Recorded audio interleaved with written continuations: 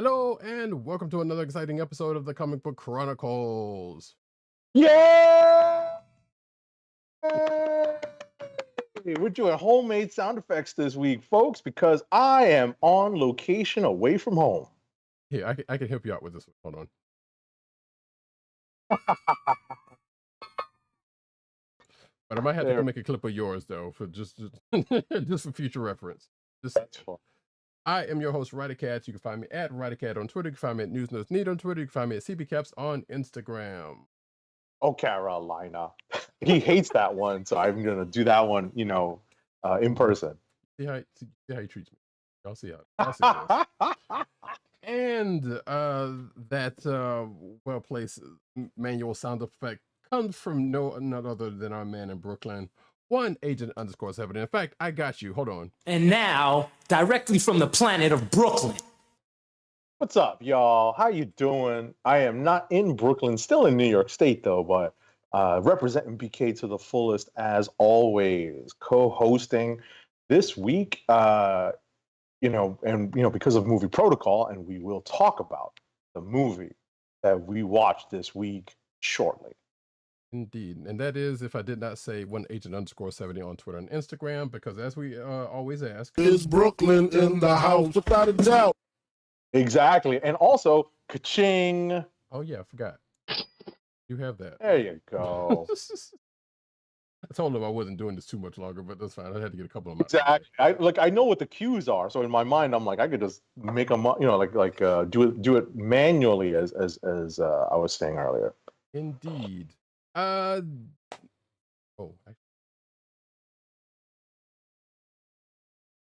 to say that, hey, guess what, folks? This podcast is on the Cold Slaughter Podcast Network. That's CSPN.us. Do it today. Thank you. I got you. You can also find us on your podcast choice, whether it be Google Play, Apple iTunes, aka Apple Podcasts, Spotify, and the Cold Slaughter Podcast Network's page. I was going to wait for you to do your thing before I did it. Ka-ching! No, not that, but...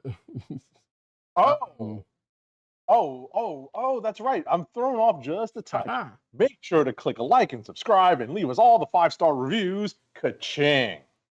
Although I could have waited until I said we also record every Thursday night, normally, as Agent 70 just on twitch.tv/Comic Book Chronicles and youtube.com/. Make sure to hit like, subscribe, and hit the notification button so that you know when we are recording, and leave us all the great 5-star reviews. And with that out of the way, folks, let's dig into things. First, we're going to start off with, as we have been doing for the past month or so, with I had the picture here for it, actually. Star Wars The Bad Batch episode number 14, called The Tipping Point. Yes. And the title is very, very descriptive of where the plot of the overall season story is at this point, because it is very accurate and it is spot on in that what Roddykat and I were talking about in our pre-production meeting is that the two kind of parallel, disparate storylines that have been running over the course of this season, with Crosshair and the rest of the Bad Batch kind of running in parallel to each other, seem to now be on a collision course because of certain plot points having occurred and certain plot devices being employed to bring them together. Yep. Not unlike an episode of Star Trek, which in a little while does do such things happen when the A and B plots of the other, which you could kind of see it coming, though, in this case. Yep. And in certain cases of Trek and other sci-fi, you can too, because like sometimes things get made very apparent when they start to when you know they're going to come together, and this is that case. Right. So, and as I was also telling Agent 70 before the show, if I'm not mistaken, this is episode 14, and this is a 16 episode. I'm fairly certain that this is a 16 episode season, and that the last two, which are coming up, I believe next week, is going to be a two-parter. So that's going to round us about. I will probably end up checking again, but I'm fairly certain. Remember them because we had gotten a two-parter in the 7th and 8th episodes, and I do. Gotcha. And 7th and 8th basically brought us to the halfway point of the season, so makes sense that they would have a double length episode at the end. Right, and in this case, there's probably a reason. Yeah, there's probably a similar reason for it, I guess. Think about it, given how those two episodes kind of came and went. So, without giving away too much more, I think pretty much everything is said to be said on that. And I'm kind of looking forward to it. I'm not entirely certain how many more seasons there are going to be, if any. Because I don't think this is going to be the end of it. But I also don't know if it's not the case. You know? Right. It's been 3, so it's kind of hard to say. Yeah, and which actually, to that point, kind of brings us to the point to where, well, wait, no, it's only been 2. Oh, it's only been 2. Yeah, 3 for the Mandalorian, 2 for this one. There. Which also brings the reason like they could do a 3rd season and kind of do it like that. There's no hard and fast rule as to these things because we still don't have a season 2 of Obi-Wan. Probably never will get one, or Andor, which I think we know we're going to get another. That has been, but there's no hard and fast rule as to how long these things are going to go. I guess until the story is done enough. Right. In at least how Clone Wars went, they come back. Exactly. I was going to cite Clone Wars as a weird example. So yeah, and since it's still a Filoni joint, then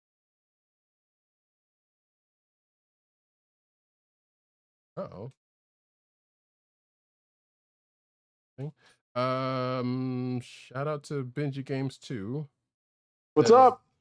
My mic is cutting out from time to time and it's dropping a few words. This is weird. I can hear them, which is weird. Yeah, I'm not sure. Maybe it's could be an internet thing. I'm not getting any dropped frames and anything else. Benji also says, "Yo, Agent 70." What's going on? So, thanks for that. I don't know. I'll try to look into that to see if there's anything. I'm not sure. That looks good, and I don't know. I'm not seeing any chopping on OBS or anything. I have to look into it while we're going. But hopefully, the audio will be fine. That's the key. I'll just have to look back at the video version later. Yep. So,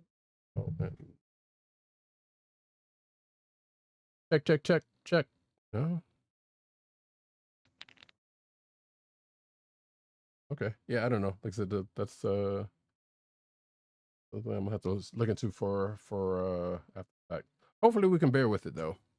Yep. That being the case, let us move on before any other actual gremlins happen. Because we definitely have had those.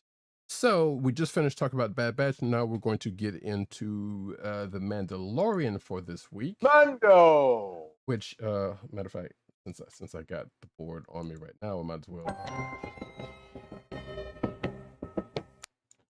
I added that in post last week because I just didn't want it to go without. But we are on season 3, episode 4, chapter 20, which is called The Foundling. Right. And of course, we have another example of the basically the remnants of Death Watch rebuilding themselves and proving themselves to be kind of a weird mishmash of Mandalorians, because apparently they're not very good at protecting themselves from wildlife. And two, I heard this, and this was not my observation, but I definitely had this thought. I just didn't articulate it. It's like, okay, so now we've run into a bunch of redneck Mandalorians just shooting across the water. Yes, and apparently they have a thing for bringing Shots home. fired. I was going to say shots fired at rednecks. I bet shots fired during the course of that episode also. Exactly. But yeah, apparently they have a thing for bringing home strays also. Yeah. Well, that's the whole point of the foundling. Right. So, or one of them, either whether. So, okay. So here's a question for you, Agent 70. Did one of two people, one of which has shown themselves before now, did you know who that person was? In the specific case here, the youngling, the young one that they went after. Did you know who that was? No, it was first revealed, I think, in this episode. Well, yeah, I guess fully, but yeah, his name isn't said. But you saw, and this is not a spoiler because the intro does they kind of do a recap at the beginning of the story. So, right. I did not notice after until I looked it up. That is the nephew of someone that you don't care too much about. Greg Land?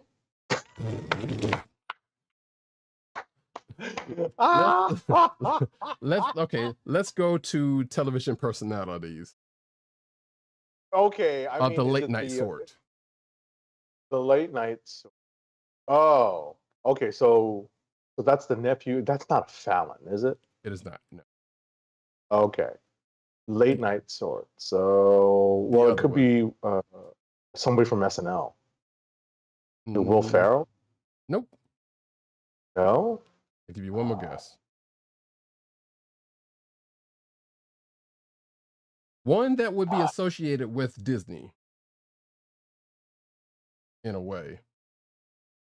In a way.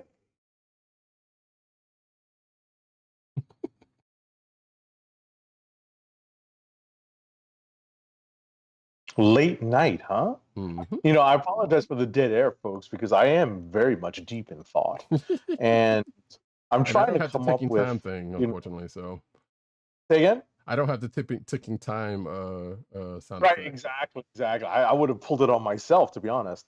Or the Jeopardy theme, right? Or the Final Jeopardy music. I do have that. I don't have it on. I give. Who is it? Kimmel's nephew.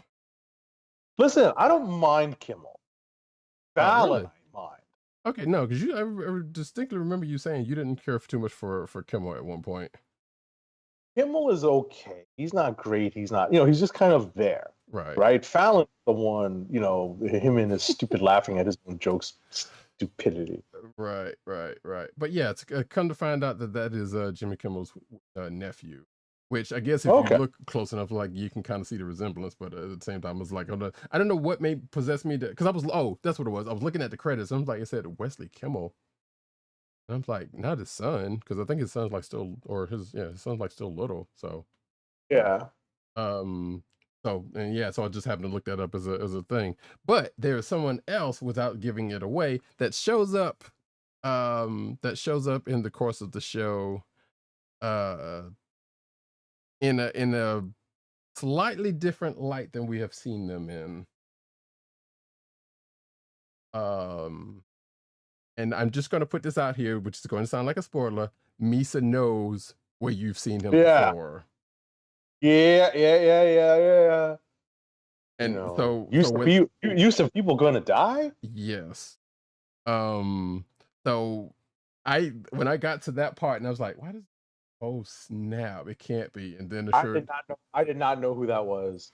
I did not know until I was listening to podcast afterwards. Right. It was like I said, again, it was a credit. Cause it was like, I know that face. I know this dude is somewhere. And the credit show was like, oh snap, it's freaking him. And I'm just gonna put this out there. This does not make up for past transgressions with the other character that this person has played in the Star Wars universe. Right. But what it does do is give him some shine as an actor in a universe where he's really gotten a lot of abuse, even though some of that abuse is probably deserved for the transgressions. That, and I think I could have sworn, and I don't want to put something on him that wasn't, but I could have sworn he had gotten in a little bit of allegation trouble at one point. But I don't know. Boy. I don't know if that's actually true or not, because I don't think they would have had him back if that was the case. Right. But you're right about that, and I think I saw an article out there that's saying like, yeah, he kind of had some trepidations about kind of coming back to the universe, right? You know, because of things. But it was interesting to see, and it was also, and I'm sorry for spoiling it for anybody who kind of got who it was off the bat. But hopefully you come into this like much later, right? After and you've seen the show. My understanding is that the character that he's playing was, you know, not exactly budget Mace Windu, but was rather a character that was created for him in another Star Wars vehicle. Yes, the Star Wars version of the Hidden Temple. Okay, it was a game show, right? It was a game show. Yes. Okay. Yeah, because I found that out after watching one of the like Easter egg videos. So I was like, I did not know that was the case. So I was trying to figure out where this Jedi came from. Sorry. Right. But so to not spoil too much too much else, the foundling does have a couple of meanings, for a couple of characters. Well, for what happens in the show rather, and one character in particular is one of the main characters, which you can guess who that is. Right. It sounds like you know, I'm trying to come up with what that rhymes with. Yeah, good luck with that. Exactly. Tofu. Yeah, sure, close enough. Hey, it does. Yeah, I still have a theory about him that I don't think is true, but I would kind of more like to be true than what they may be going towards. But I will probably share that later, along with another theory I have for another thing we'll talk about. But moving right along, though, I don't know if there's anything else to say about it. It was a good episode. The restaurant Nobu. See, now you got me going on it now. Sure, that also works. You could also say "Yo, boo," you know, if you're talking to your significant other. Exactly.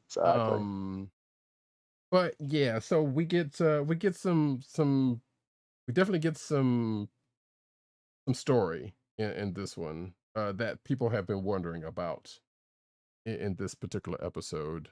And we also see the Mandalorians basically kind of, for some strange reason, as Agent 70 said,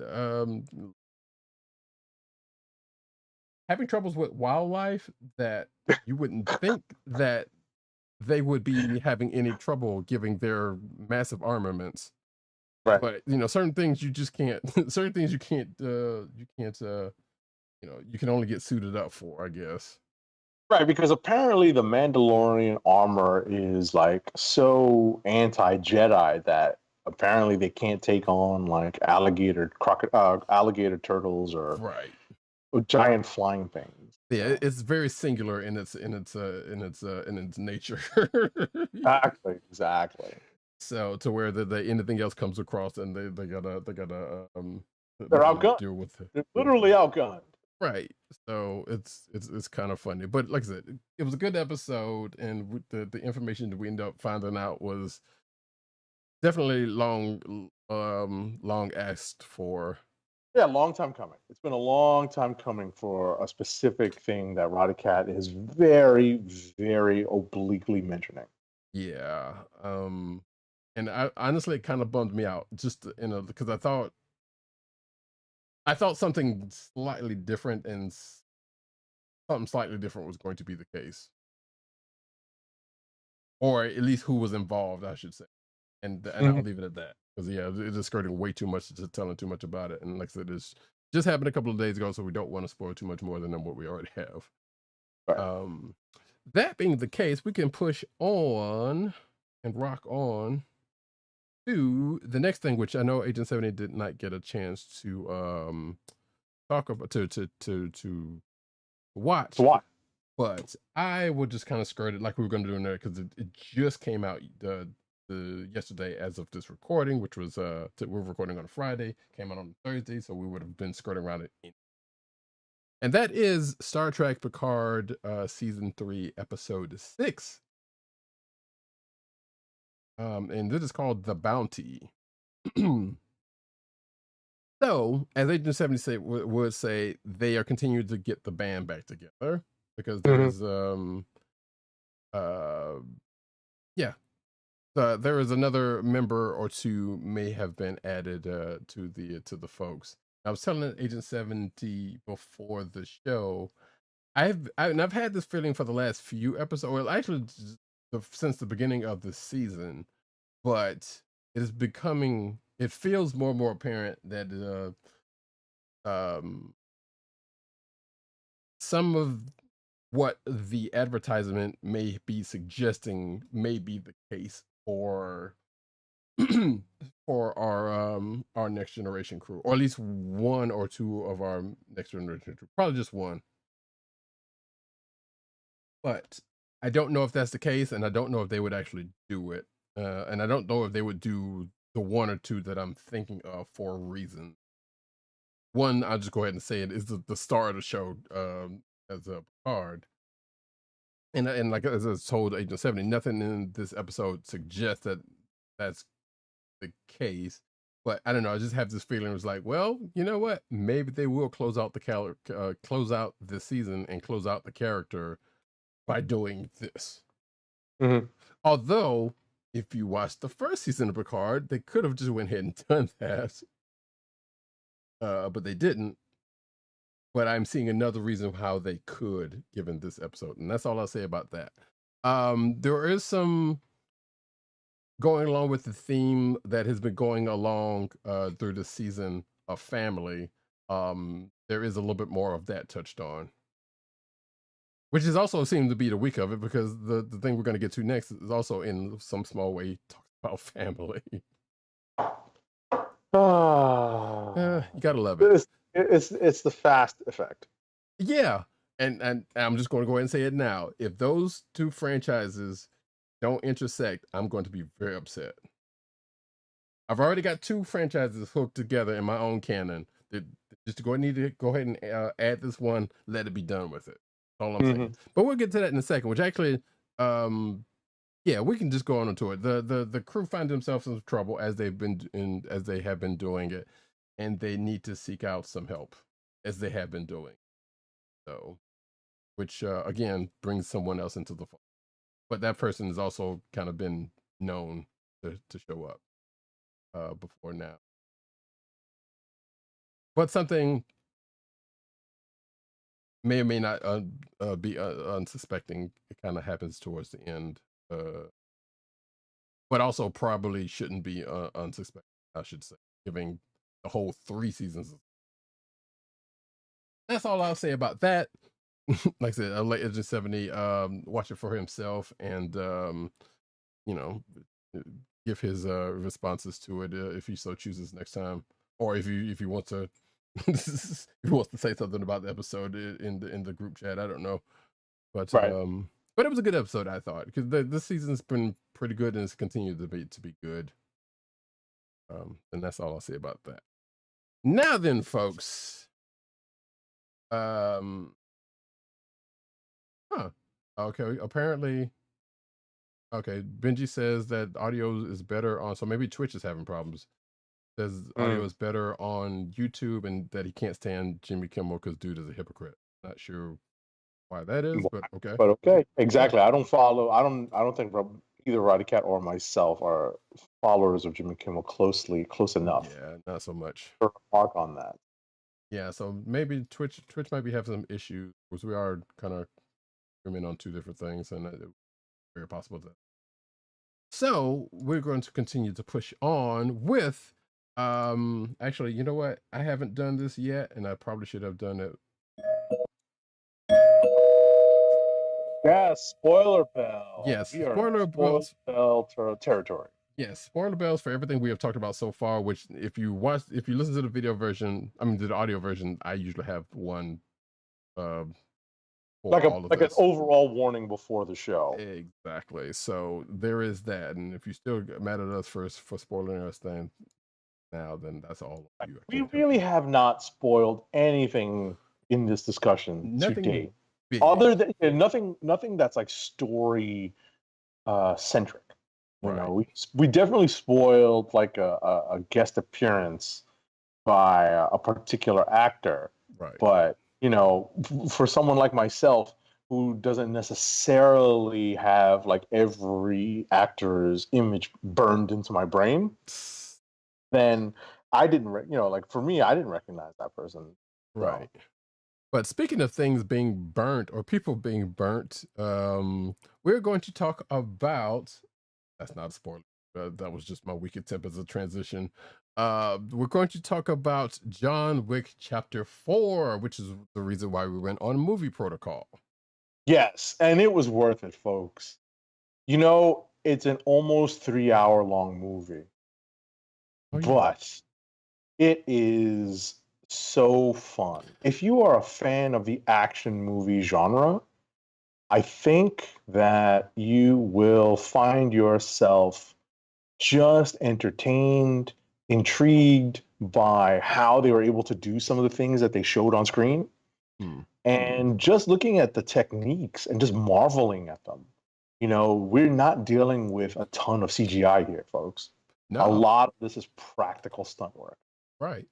Which actually, before you go on, reminds me of an article that I wish I had put into the lineup. But Chad Stahelski kind of went out there was saying in the last couple of days, was like, yeah, the Oscars need to put in an award for stunts. Yeah, and stunts. Yeah, and based on this movie alone, I mean, even movies in the past, which have done like some really great stunt work, you know, before now. I would agree with him. I'm kind of shocked that they don't have that. If they do have it, like granted, that would probably be something they would relegate like to before the show. Yeah, a technical award. Right, but still, there should be an award for those if they don't have it. Because yeah. That being said, John Wick 4. So here's my take on it. I enjoyed the movie, point blank. But however, it's kind of one of the things, and I agree with what Agent 70 said, as what he said now and before the show, because they have definitely found some new ways to present some things that have been done in the past movies, but it's still good and it's still in various ways visceral. Which they kept that part up, you know. Right. Hold that thought. Hold your next thought, because I'll add on to the part about the comment that you make about it being visceral, because it really is. And it was, in my experience, enhanced by the RPX showing that I saw it in, because sound was so enhanced and so, effective in translating everything you saw on screen into a feeling, right? You could feel it. That's the whole point of describing it as visceral. You could feel the action. You know, at least in my viewing, the sound really enhanced, like the thuds, the the grunts, everything, the gunshots, the collisions.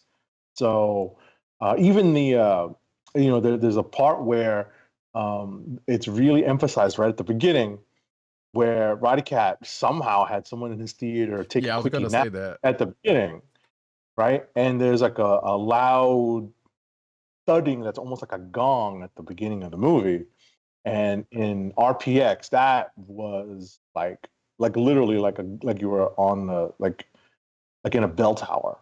So like you were Venom getting knocked out by Spidey with the church bells. Right. So I don't know if they had that particular RPX thing. What you're talking about? I don't know if that's the case, but it definitely, the sound in my theater was definitely resounding to the Okay. point where you could still feel it. And yeah, so yeah, like I was telling the 87, this was before the movie even started. There was somebody that was like down below, which I had a light crowd, which I'm very happy about, because y'all know me and this whole COVID situation. I'm not fucking around. But there was like a handful of people in the theater, and I went to an early showing anyway. I was actually slightly surprised that it wasn't as crowded as it was, but at the same time, Marvel movies and these movies probably slightly different levels of attendance. Right. Different Who- levels of hype. Yeah, and Roddykat is right. I think that the urge to see opening night for Marvel to not get spoiled is a lot stronger. right, and I'm pretty sure there was probably a lot more people at the evening shows for this one than what I got. But like I said, there was somebody who before the movie even started, during the previews, was just snoring. Like I could hear them, and I know they were like down a little bit, so it was like it was kind of funny. But then when the movie first started, and it starts off kind of strong with what Age of 70 was mentioning, I'm pretty certain they woke up right then and there because of what happened. Because there was no way in the world you were sleeping through that sound, Right. Happening right off the bat. Right. So I'll tell you very quickly, just to add on my 2 cents to Roddykat mentioning the crowd. My showing was at 7 o'clock, and it was not packed, but there was a good crowd. There was definitely a good crowd. So it was not packed, but it was definitely a good crowd. Which I guess lends agrees with what I was saying. Probably the later gets, probably the more people's probably going to end up showing up, because it is Friday. Well, it was a Thursday night, but Thursday, that's another right. thing, So that makes a lot of sense. Regardless, like I said, outside of that, the only other thing I was going to say, because anything else would probably get into spoiler territory, I will reiterate what I said on Twitter, which if folks hadn't seen, probably not. But there are definitely people involved with this movie who have seen and played some video games and have read some comic books.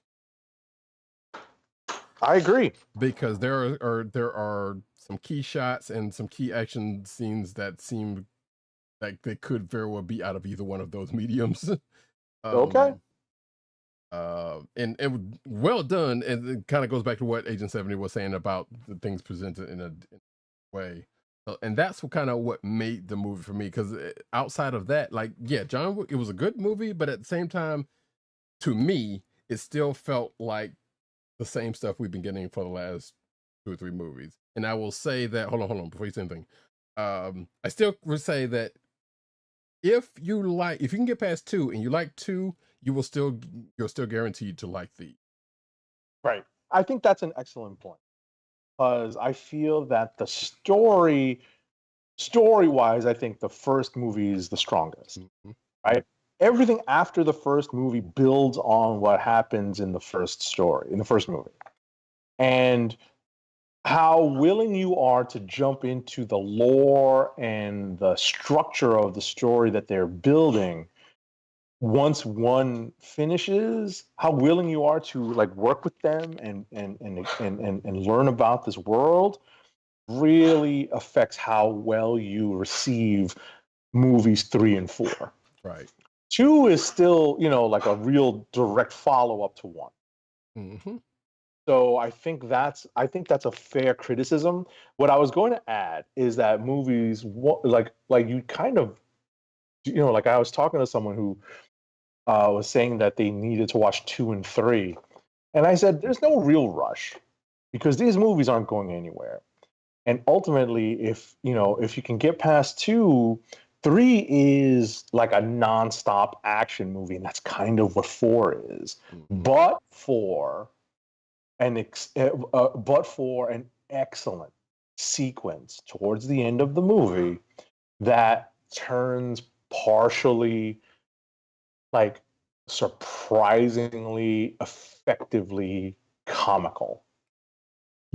There is an incredible sequence that made everyone in the theater burst out laughing. and If, it was like a release. mm-hmm. If it's You the one I'm know, thinking because of, I think even though it's there the was not only that one, many right? people. Exactly, because your crowd, you know, like it's a different experience when there's less of a crowd. Right, but it's still like everybody who was in there still reacted a similar way to that part if it's the same one I'm thinking of. Exactly. Like we had uproarious laughter in my theater. And you know, it was an excellent, like I said, it was a sense of release because there's just so much, like, you know, John Wick is, you know, the series of movies, especially after the first one, you start to really feel that yes, he's a machine, but he gets hurt. He needs time to recover. He has this incredible suit of ballistic, you know, bulletproof material, So right? ridiculous. You know, and you know what's funny? I noticed this. The last suit he puts on is a three-piece, which Mhm. means he has an extra vest, Right. which means he has extra protection, and they make a point of mentioning that, like oblique, you know, like very, very casually, like like offhandedly, at the end of the movie. Right. Oh, even in the going into the part that you're talking about, there is a, you know, a visual and auditory reference to that being the case. That's my point. Yeah, it's Yeah. very offhand. Like they don't come right out and say, yeah, you know, like this is the, you know, like this is almost like an extra layer of protection. Like Mhm. I don't know. I have one three-piece suit. Now I actually want to go out and get an actual black three-piece suit because of this. Unfortunately, I've I don't. had to have one because of I've had a funerals in my black family. three-piece in the past. I don't Right. know if I still have. I have a black suit, but it's not a three-piece. I wonder if I still have the vest for it.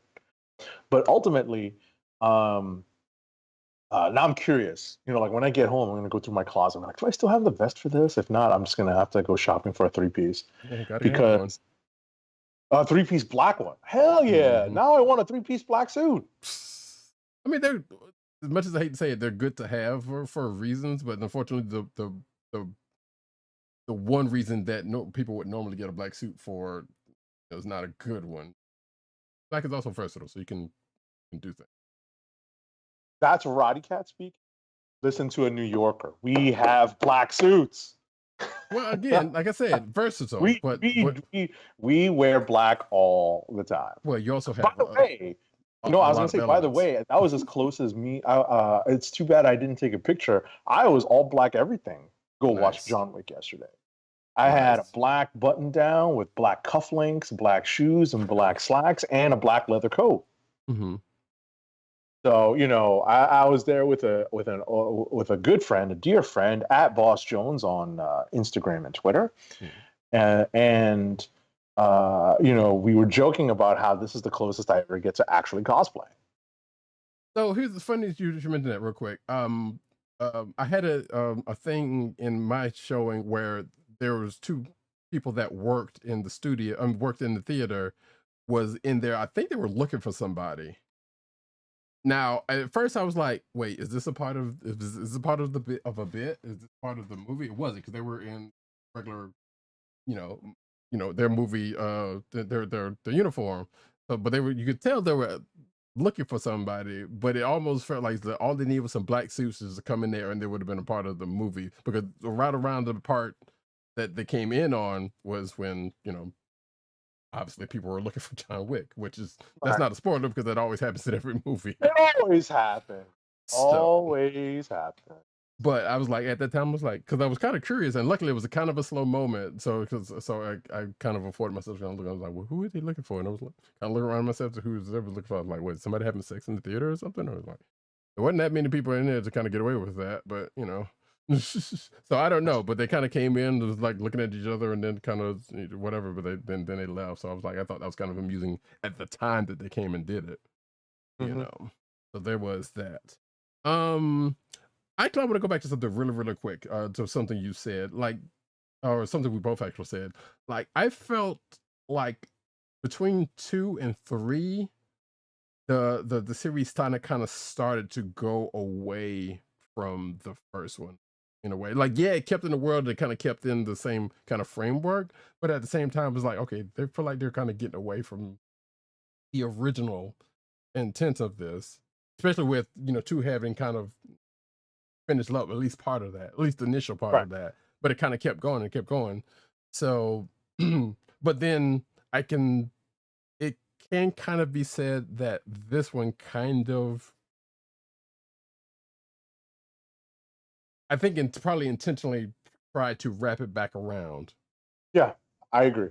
So, and try to kind of keep it kind of reined in, because it was very much in danger of kind of just going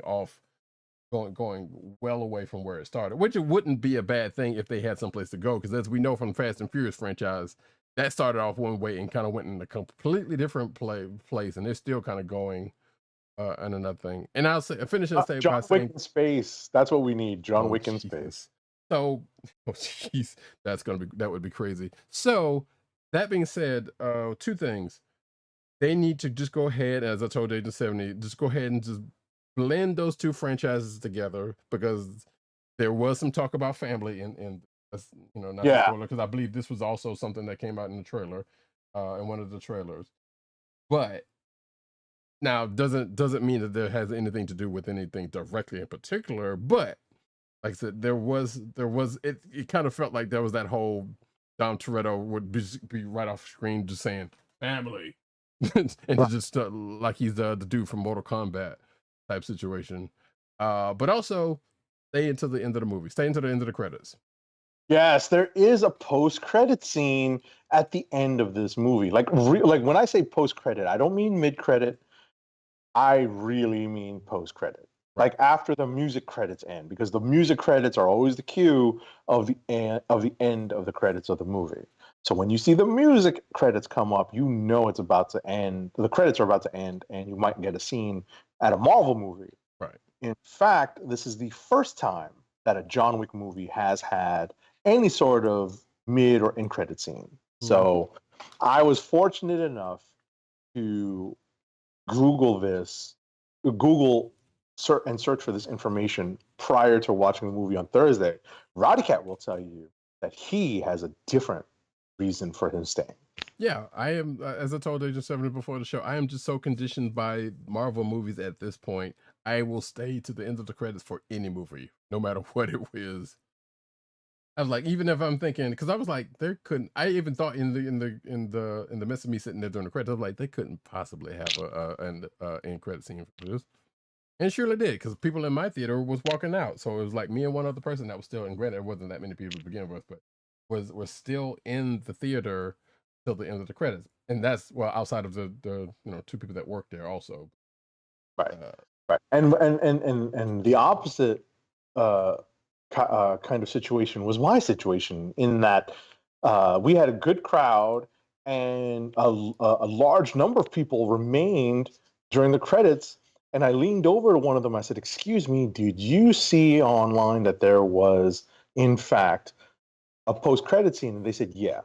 And so they basically confirmed to me that they had seen the same information online. Right.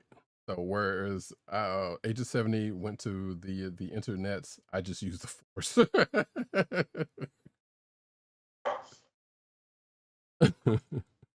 Okay. I mean, I don't know if Roddykat's midi-chlorian count is that much higher. No, that was just dumb luck. It was like I said, conditioned by Marvel movies at this point to be like, all right, I gotta, I didn't have anywhere to be, so I was like, at worst, I lost, the few minutes that the trailer kind of went through. At best, hey, I was right. And ended up being right just by happenstance. All righty then. So, I guess what we can say is it's pretty much a ringing endorsement. But I think the one caveat I would give is that if you are a fan of John Wick, you have to go watch this. If you are a casual fan of John Wick and you have not actually been able to sit through John Wick 3, you may not want to skip 3 to get to 4. I still say 2 though. Like I said, if you get to the end of 2 and be like, I want more of this, then yeah, But I think 3 is the one where I think I heard people have some struggles with getting through. That's Totally. Yeah. But like I said, I was still kind of on board I was like, all right, let me see. Let me see where Right, this but goes. I think we're already in the bag for this movie. You know what I mean? Much. That's why Yeah. we initiated and executed movie protocols because of it. It's not every movie that we do that for, folks. You know that. It's You true. know, Shazam: Fury of the Gods came out last week. Were we on the air that same week? Yes, we were. Yes, we were. Yes. I don't know when that next Fast and Furious movie coming out, but that would be the other one that we would Right. That come that time. that's not necessarily like a superhero or genre movie. Right, unless they go there, which at this point, who knows with their Right. franchise? Right. What are your plans for Dungeons and Dragons? At this point, I'm curious about it, and I kind of want to see it, but I'm not sure about going into movie Because program. that's next week. Yeah, I know. Which actually almost made me. I almost considered getting that. You know how theaters have that. Hey, unlimited thing, so you can go see X, X, Y, and Z movies.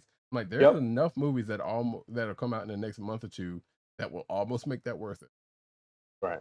And I've considered it, but I haven't done it. So, all right, we'll folks. see. There it is. What about you? You think about it? I don't know. It's not one of those movies where see the thing is I can't use as a barometer a movie that I would absolutely go on my own to watch anymore. Right. Right. True. Because there have been movies where I'm just like, I'm going on my own. I don't care if anybody else wants to go. Right. But it seems like now, I don't know, maybe it's still like a new, like kind of late stage pandemic thing where I'm like, you know what, if no one else wants to go, maybe I can wait, I don't know. But you've talked about your crew, so I know you have enough people that have a couple of varying fandoms that you're kind of in, that would probably a couple of group watches of stuff. Right. So, yeah, I don't know. Is that one of them?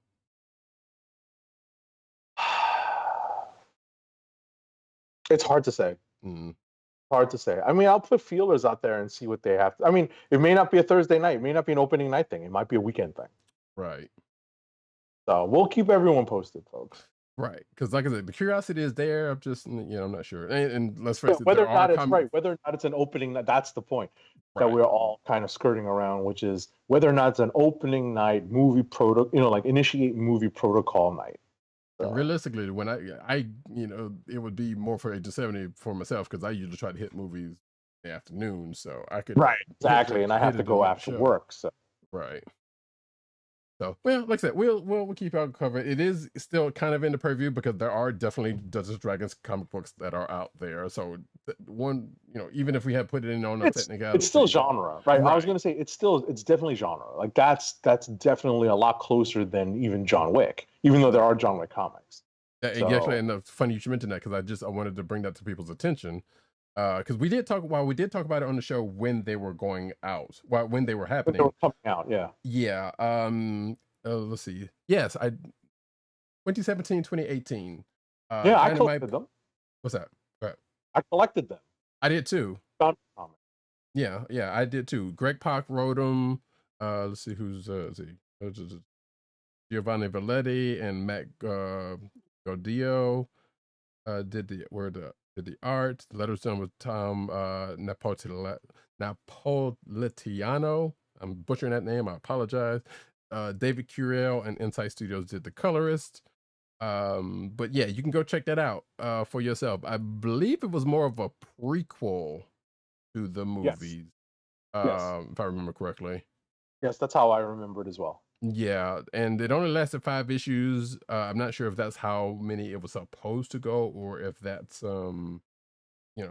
that's where it kind of petered out. I'm not sure, because I don't remember them saying whether it was supposed to be an ongoing. No, actually, I think they did say it was supposed to be just a limited. I don't think about it. But yeah, it was an interesting read. I will say that. Whether it had any bearing on the movies or not, I don't remember it doing. I think it was just an addition. Right. So, but yeah, it's out there just in case anybody's looking for it. Because I know somebody might come up and like, you know what, there should be a John Wick comic book. There already was. Go back and find it, folks. Exactly. that being said, we're going to get into current comic books because I think we have exhausted everything else. Unless no, that's pretty much it. No, we're good. Yeah. So we're going to get into current comic books with the likes of. Oh, I didn't hit that. What did we say we were going to start off with? I'm sorry.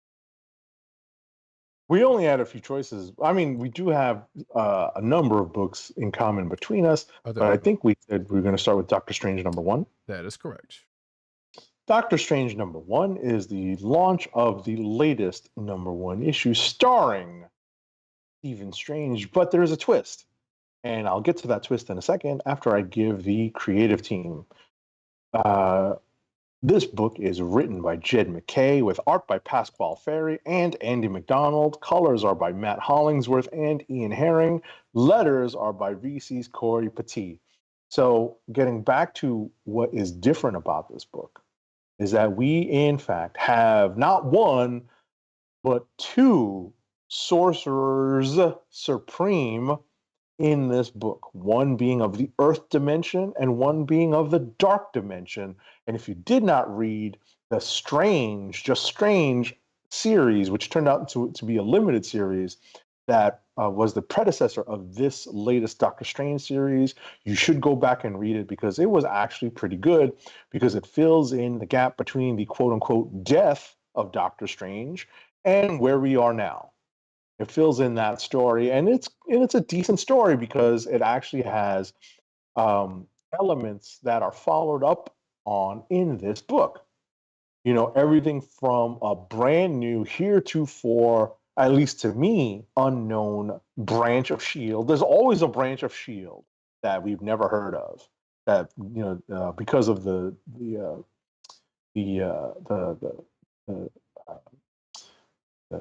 canceling or the ending of S.H.I.E.L.D. for the umpteenth time, there's always some branch out there, right, that handles this, you know, that they handle something. And now they're, you know, kind of leaderless or rudderless. In this case, that is Wand. And elements of that story, right? Elements of that story find themselves in this issue as Doctor Strange is looking to reacclimate himself to what's going on in the world since he's been, to quote Kelly Clarkson, since he's been gone. But exactly. I can't believe I just quoted Kelly Clarkson, but it just came into my mind. It's like, since you've been gone. Hey, boo! Exactly, folks. I'll take that one. I'll take that one head on.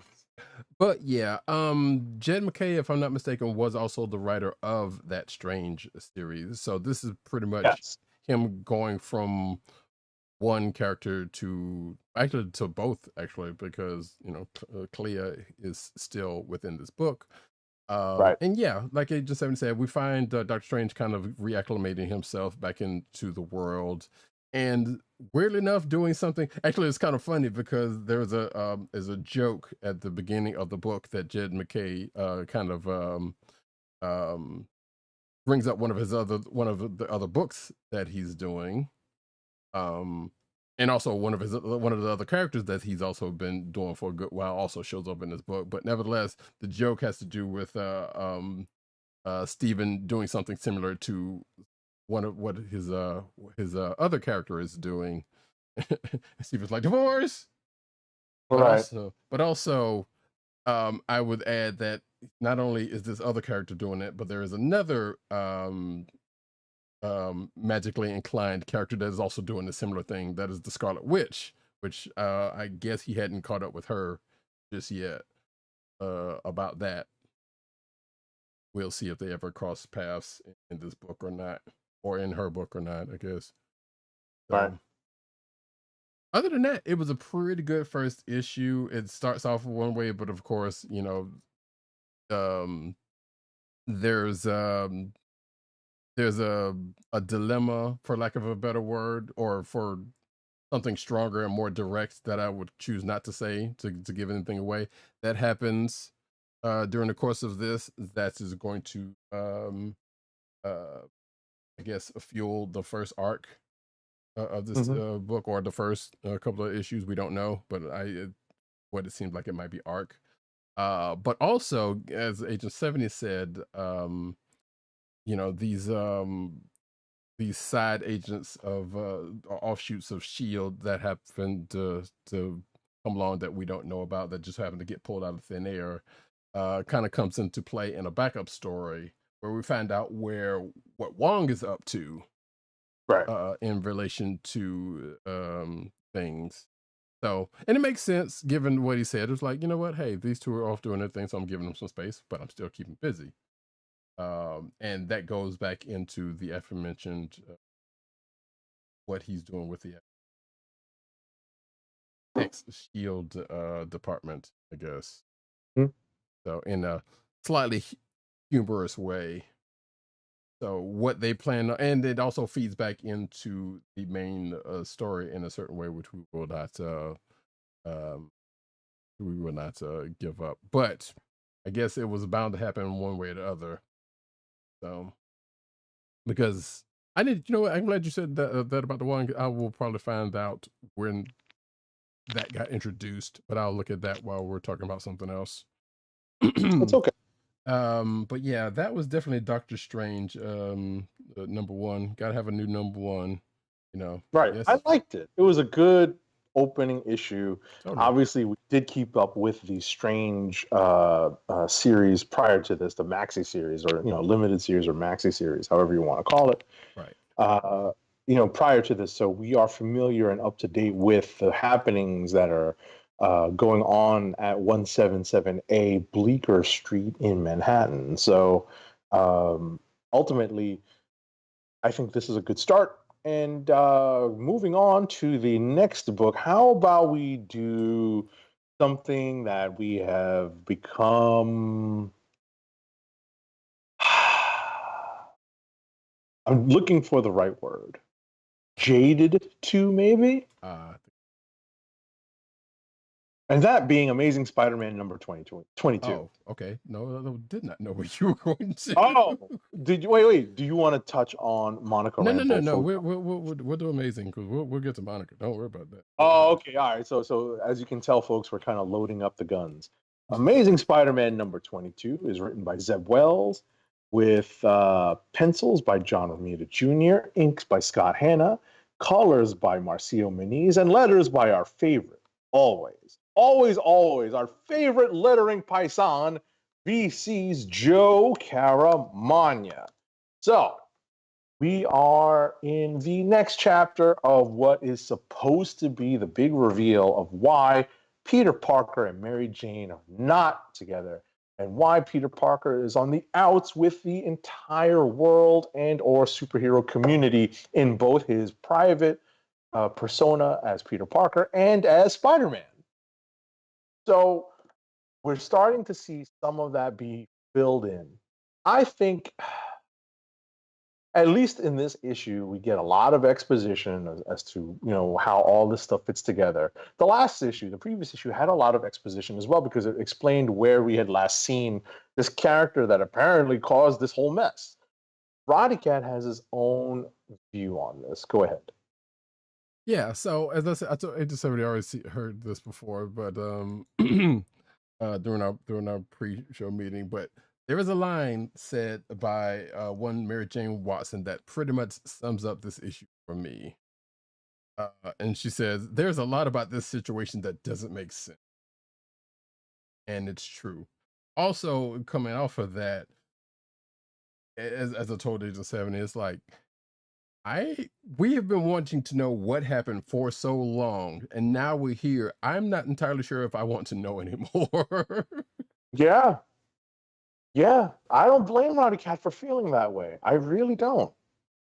Because now that we're here in this thing, and everything that has happened in this issue and the last issue was like, wait, is the last issue? Because I thought, no, you're right, it was last year. Because I'm still thinking about that the whole break thing, and that was yeah. Which, hey, let's go back to that. But anyway, yeah, there's a lot, and it also has you, while they footnoted, has you going back to a story which they have footnoted before, from Spider-Man's past. I can't remember when this was, that this is calling back to. But like I said, it's a whole lot, and it still doesn't make a whole lot of sense. And now that we're here, I'm like, please let it go, or not let it go, but okay, let's get past this. I think there's only one other thing that we still don't know about, and I don't know if that's going to be brought about here, and that's Mary Jane's powers that she had during the whole Mary Jane Right. Black We still Cat haven't. thing. Yeah, we're going to see, I guess, that pop up at some point. I'm assuming that's probably going to be, that might end up being what. This is just me armchairing this because I have no idea, because it seems like something that should come up next, given what happened in this issue. I have no idea if that's the case, but that if I was writing it, and I'm not the writer here. If I was writing this, that's probably what I would do. But then again, if I was the writer, I probably wouldn't have done this. It's not a knock on Deb Webs. I'm just saying that, he's got a long con that he's doing, and we're along for the ride. Clearly, we're still along for the ride Right. here if we're still talking about this book. So we shall see what happens. That's all I got to say about it. Sounds good to me. All right. Next up, something else that we may have some interesting views on is Monica Rambeau, Photon number 4 of 5. So this is the penultimate issue of this limited series. It's written by Eve L. Ewing with art by Luca Maresca, colors by Carlos Lopez, and letters by VC's Clayton Cowell. So Eve Ewing's attempt to stay hip with the current slang and lingo falls flat to me, but I'm an old head, and Roddykat is as well. And I think our ears are deaf to some of these attempts. Ultimately, though, I had more of an issue with, I guess, some of the developments in this story that were revealed as sort of surprise reveals. And Roddykat will talk about one specifically that he had issue with, that as soon as I mentioned it, we started on this whole not tangent, but we started on this whole diatribe during the pre-production meeting. So go ahead. Yeah. So yeah, I'm with Agent 70 on the speech, the Monica Rambeau speech, because we have had the same issue with Cody Ziegler and how he's writing Misty Knight and Miles Morales. I think it's the same case here, in that Eve L. Ewing is on the young side, so that's probably why we're getting like this. Does it make it any better? I mean, to some, yes, but yeah, it's still kind of something both of us end up bumping up against. Now then, the thing that I and Agent 70 kind of had a thing about is, while this character is no stranger to having, their either identities change or something about their powers change, they are apparently they are taking this in a direction that I'm not too terribly crazy about. Yeah. Like, I think I've already said it on the show, they seem to be tying, they have in past issues seem to be tying her powers to the Beyonder, which slightly kind of makes more sense than what I feel like they're intimating here. Like, it may even be more than that, and I don't know if whether they're trying to tie it, making a Hail Mary into something that's going to parallel what's going on in the MCU. But it's I'm not crazy about what it seemed like they're doing with what was brought up in here as to what they're playing with. And I don't want to say too much more without giving it away, because I will go ahead and just blurt out what the hell they did, what the hell they're intimating, but I'm not going to do that. Right. So, but basically, what we know about Monica's powers may have some precedent, Mm-hmm. or her and her powers, I should say, may have. And I'm not sure what it sounds like they're doing. I'm not clear about why they're doing it. We're still not sure. We were kind of wondering before the show whether they're going to leave that out there for someone else to take up, or whether this is actually going to kind of come up in the next issue. We're not sure. It's the last issue. I feel like they should do something just to kind of cap that. I still probably won't like it, but at least it'll be out there, depending on how they do it, or depending on what they do. We don't necessarily know, but they're heavily suggesting something that has not been the case with her and her powers. Yep, agreed. So, I will say it in as I have in my notes. Holy retcons, Batman! Yes, that is a gigantic retcon that they have sprung upon us in this issue. Yeah, like 30 plus years in the making. Right. More like 40 almost. Yeah, I guess I had to go back and look when the annual was. So actually, I can check that right now. Why? Right. I mean, I guess ultimately what we're just saying is that this Photon miniseries has been interesting, and to us taken some weird turns because we're happy to see Monica get some shine. We're happy to see her take the lead in an issue in a book, even if it is a miniseries, because the character is about to get a lot more exposure as a result of being in a summer Marvel movie. She's already been in WandaVision, but now she's going to be in theaters worldwide. So it's a prime. It is definitely a prime reason for Marvel to have Monica be featured as the lead character in a comic book. It's just interesting and in some senses very sad how they are trying to reconstruct the character and retcon parts of her story. It is definitely, we don't have confirmation yet, but we definitely have signs that this could be more of the MCUification of the 616 Marvel universe. Right. And the fact that they feel that they have to do it is the thing that's really, really getting. And like we have had issues with the MCUification of certain events and characters that fall back into the books. Or this one, personally, I'm taking this one. Well, I'm not taking it personally because I don't have any personal stake in the character, but it's a character that I enjoy. So I don't want to be like, I don't want to be one of those people who's like, oh, this is my character. How could you do that? As a character change, it's just that this seems like something that didn't need that. Well, it doesn't seem like it needs to happen depending on what they end up doing, because we don't just know what the end result of what they're exactly. We don't know yet. We do not know yet, because they actually leave it very ambiguous in this issue. Right. But it's still also in that same vein, still kind of clear as to where they seem like they might be going. And that's the part that kind of just a matter of whether or not they go fully in that direction in the next issue, or there is definitely a possibility that they will not finish following it up in the next issue, but lead into something else. Right. We'll find out when that happens. That being said, Amazing Spider-Man Annual Volume number 1, number 16. Buckle up, folks. Is 41 years old. I'm getting too old for this, you know that. Or 42, depending on who you go by, but I'm going by the because I'm seeing 2 different dates from 2 different places. Right, probably because one is like the publication date and one is the release date. That is correct. But the publication date on one site is totally different from the release date on another. Right.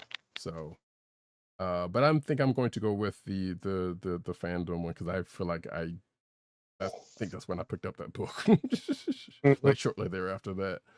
So, that being said, yeah, Monica Rambeau, love the character, and I want good things for her, and I hope she continues to stay people's purview with the MCU. That's certainly going to happen, but I'm still not liking the way that they feel like they have to parallel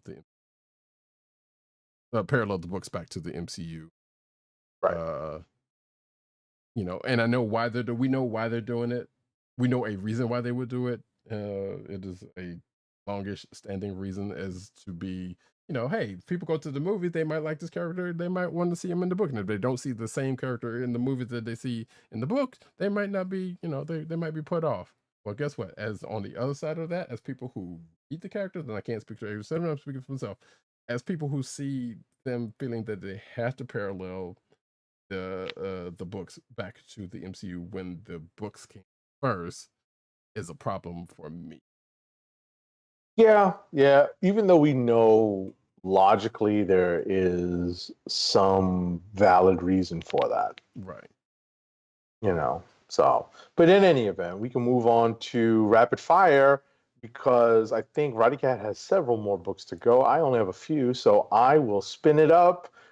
I ain't got time to bleed. Oh, hold on. I It's got rapid it. fire time. What's up?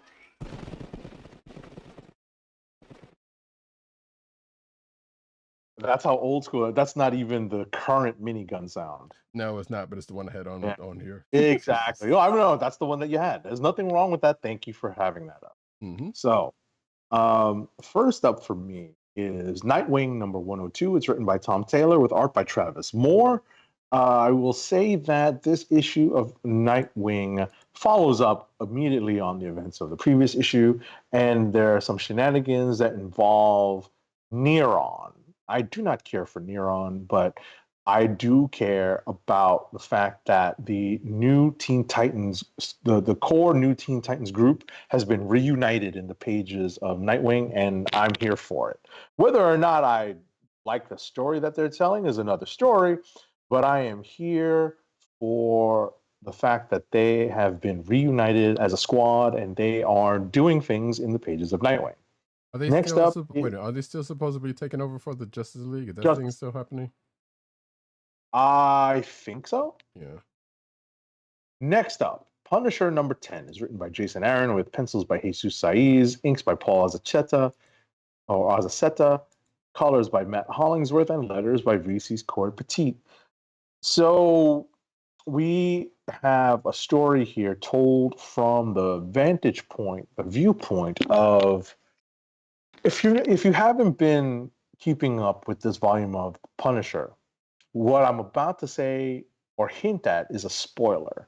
But let's just say this is from the point of view of a character from Frank Castle's past that has been resurrected. And I don't know where Aaron is going with this like kind of gigantic retcon, whether or not any other writer is going to pick up on this going forward, or if it's going to be an editorial mandate to, in fact, follow up on this going forward. We shall see. But it's an interesting way of telling the story, this in fact retcon of Frank Castle's story, but recapping it from the point of view of one of his previously thought to be long dead relative. Last but not least is She-Hulk number 11, and this is a book that Roddykat and I have in common. It's written by Rambeau Rowell with art by Andres Genolet, colors by D. Cuniff, and letters by our favorite lettering paisan, VC's Joe Caramagna.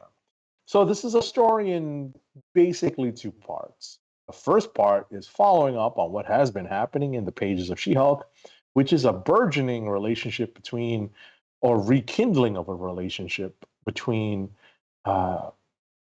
one Jennifer Walters, aka She-Hulk, and Jack of Hearts. Things don't go swimmingly for them, do not go swimmingly for them in this issue, but there is a ready distraction put into the story by Rambeau Rowell, which is a call from the Fantastic Four.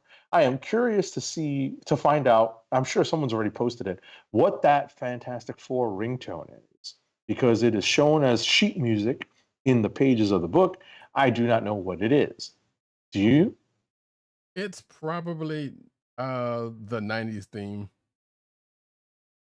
Fantastic Four. Yeah.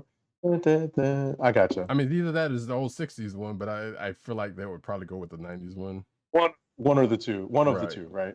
So the story there involves, as I said, the Fantastic Four basically guest starring in this book, doing a cameo appearance, calling upon one of their former one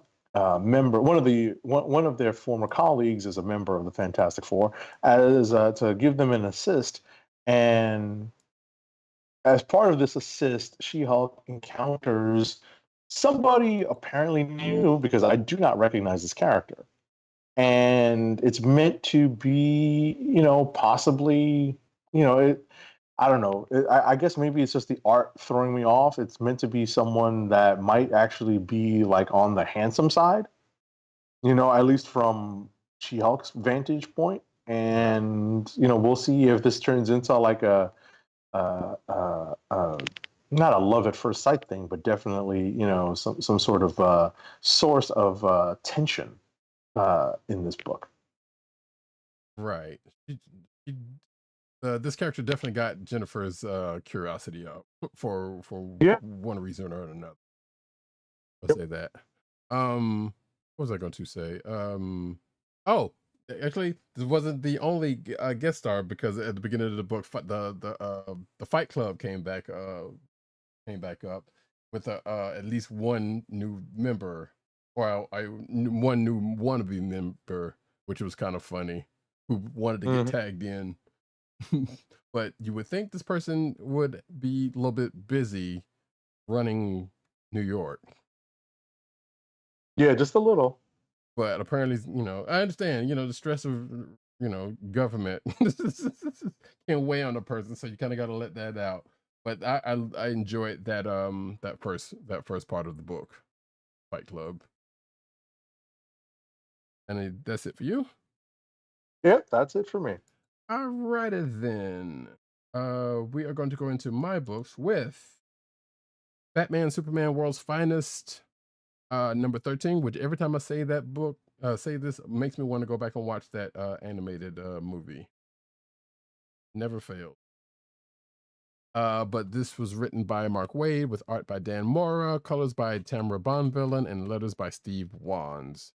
So, there's been a murder of a character who I'm sure some longtime Superman or DC fan may know about, and their relation to another B/C-list hero who, if you're watching the video version, is on the cover. And their affiliation with this particular person. So this issue kind of goes in the way of saying, well, not even going the way in the fans, like the mystery is afoot, and there is the one suspect, but apparently at the end of the book there's another suspect who normally be the one looking into the crime, let's just say, as opposed to being the person behind it, but also not a stranger to being accused of some stuff. Put it this way. Also, Jimmy Olsen is also on the case, so rest assured this is all going to get taken care of in the next. Next up is Black Adam number 9 of 12. Script by, or I should say written, but it says script on it, but Christopher Priest, pencils by Eddie Barrows, inks by Eber Ferreira, colors by Matt Herms, and letters by Willie Schubert.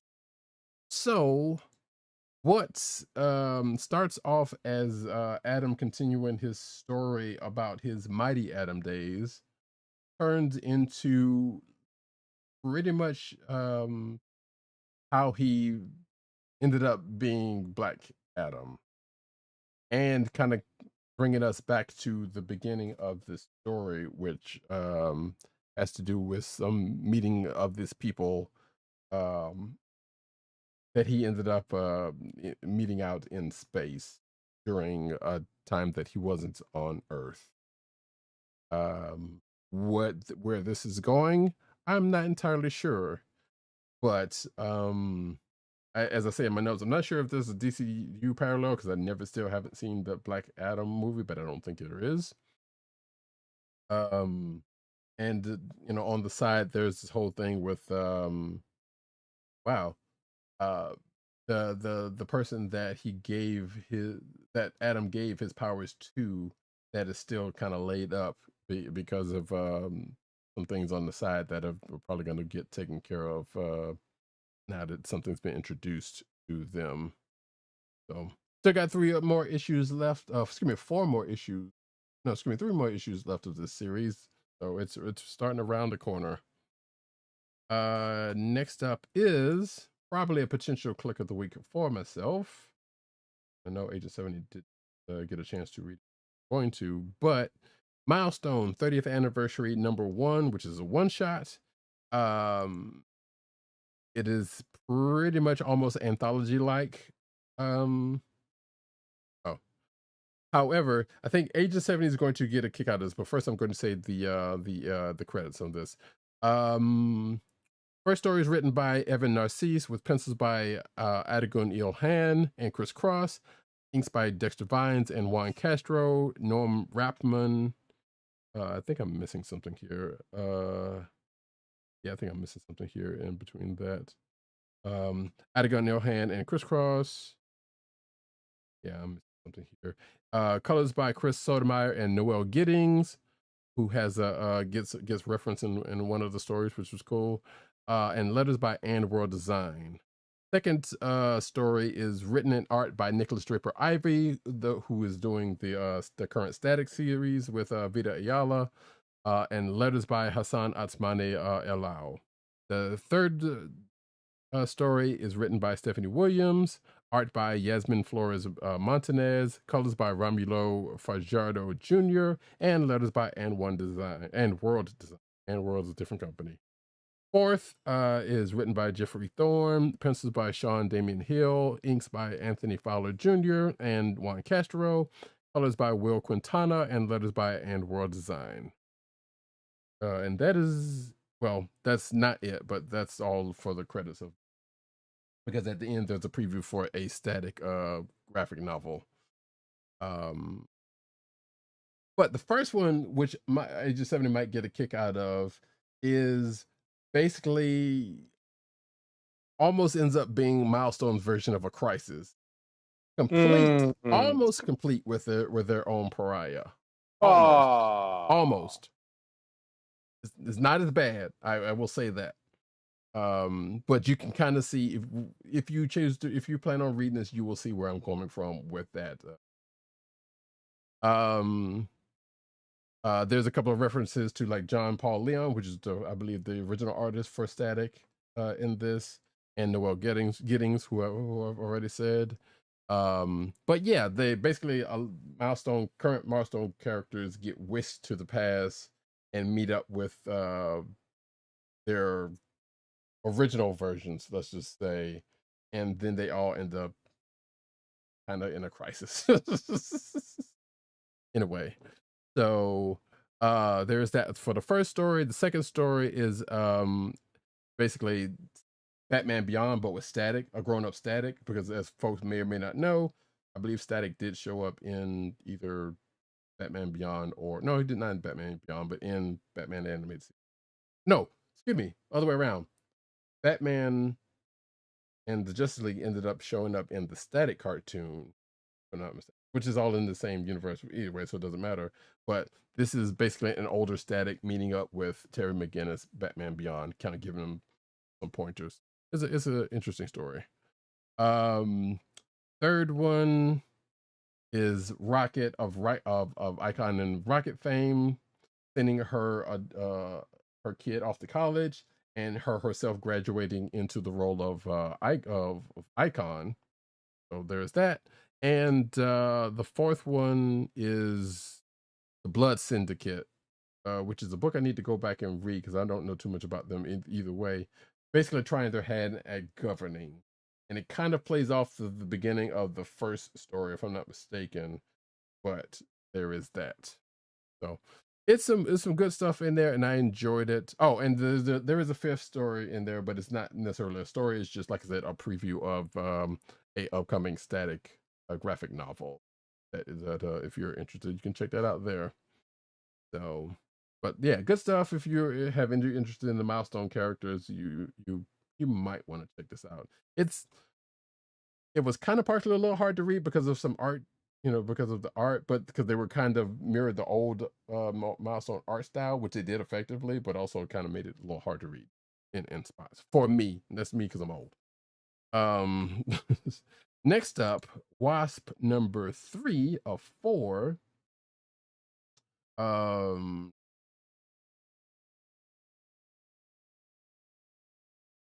Written by Al Ewing with art by Kasia Nye.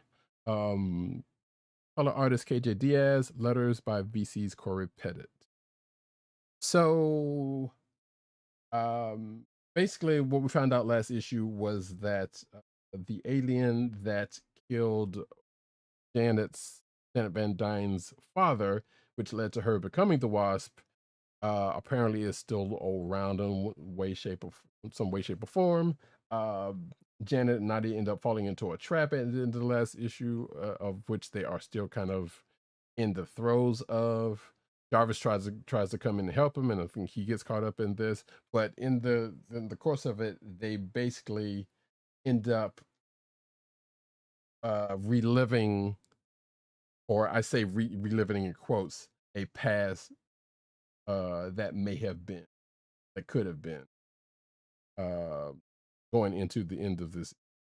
To what ends, we shall. And I believe I have one more book, which is Gargoyles number 4, and I know Agent 70 didn't chance out, so I won't roll anything for him. But it's really not much. Written by Greg Weisman, illustrated by George Campadius. Colors by Arancia Studio, and letters by Jeff Eckelberry. So again, because I have not watched enough of the show to know who some of these people are, I can only say that apparently Dino Drancon is out of jail and plans to take the city back. That might be a spoiler for some of you who know who this character is, but I don't know. I don't know myself. But the Gargoyles are in his way, and I think they're. I was still kind of halfway through it, but Gargoyles kind of get caught in a trap, or at least one of them kind of gets caught in a trap of their own, while some things up going about all of that. So still a good read so far, and like I said, one of these days I will have actually watched the whole series to see what the hell is how we got to this point, because supposedly this is a continuation of whatever happened, as the Wisemans tend to do. And that, folks, is it for me. Kliqs of the week. Kliqs of the week. Dun, dun, dun, dun, dun, dun. Yeah, I don't know if Roddykat has it. I don't think I do, actually. Okay, so Kliqs of the week incoming, folks. I know what mine is. I don't know if Roddykat has a candidate yet, but I'm pretty sure that my Kliq of the week is going to be Doctor Strange #1 as the new #1 issue of this week. I think it was a strong start and gets us going in a slightly new direction.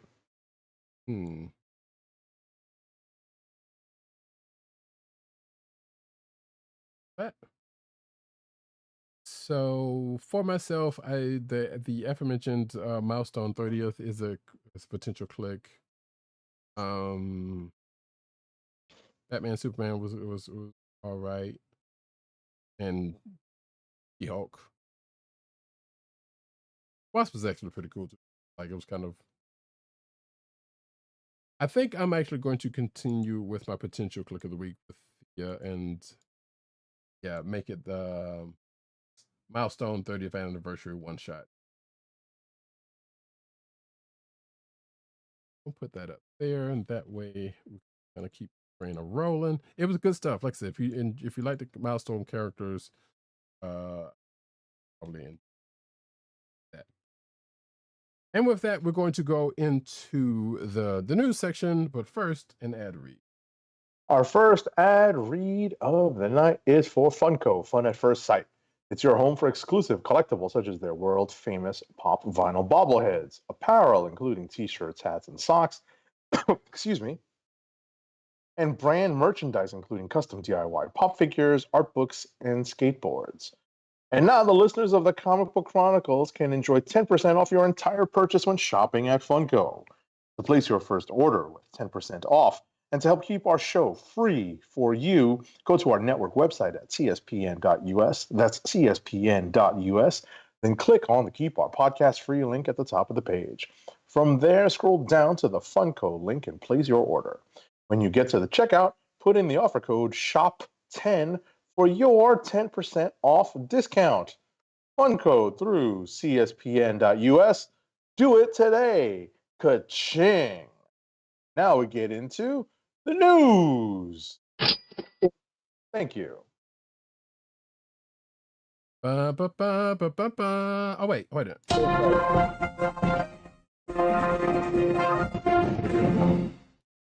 Yes, Roddykat still has like most of our old school sounds. So yeah, I forgot I had that one. Pardon me for a moment, folks, while I.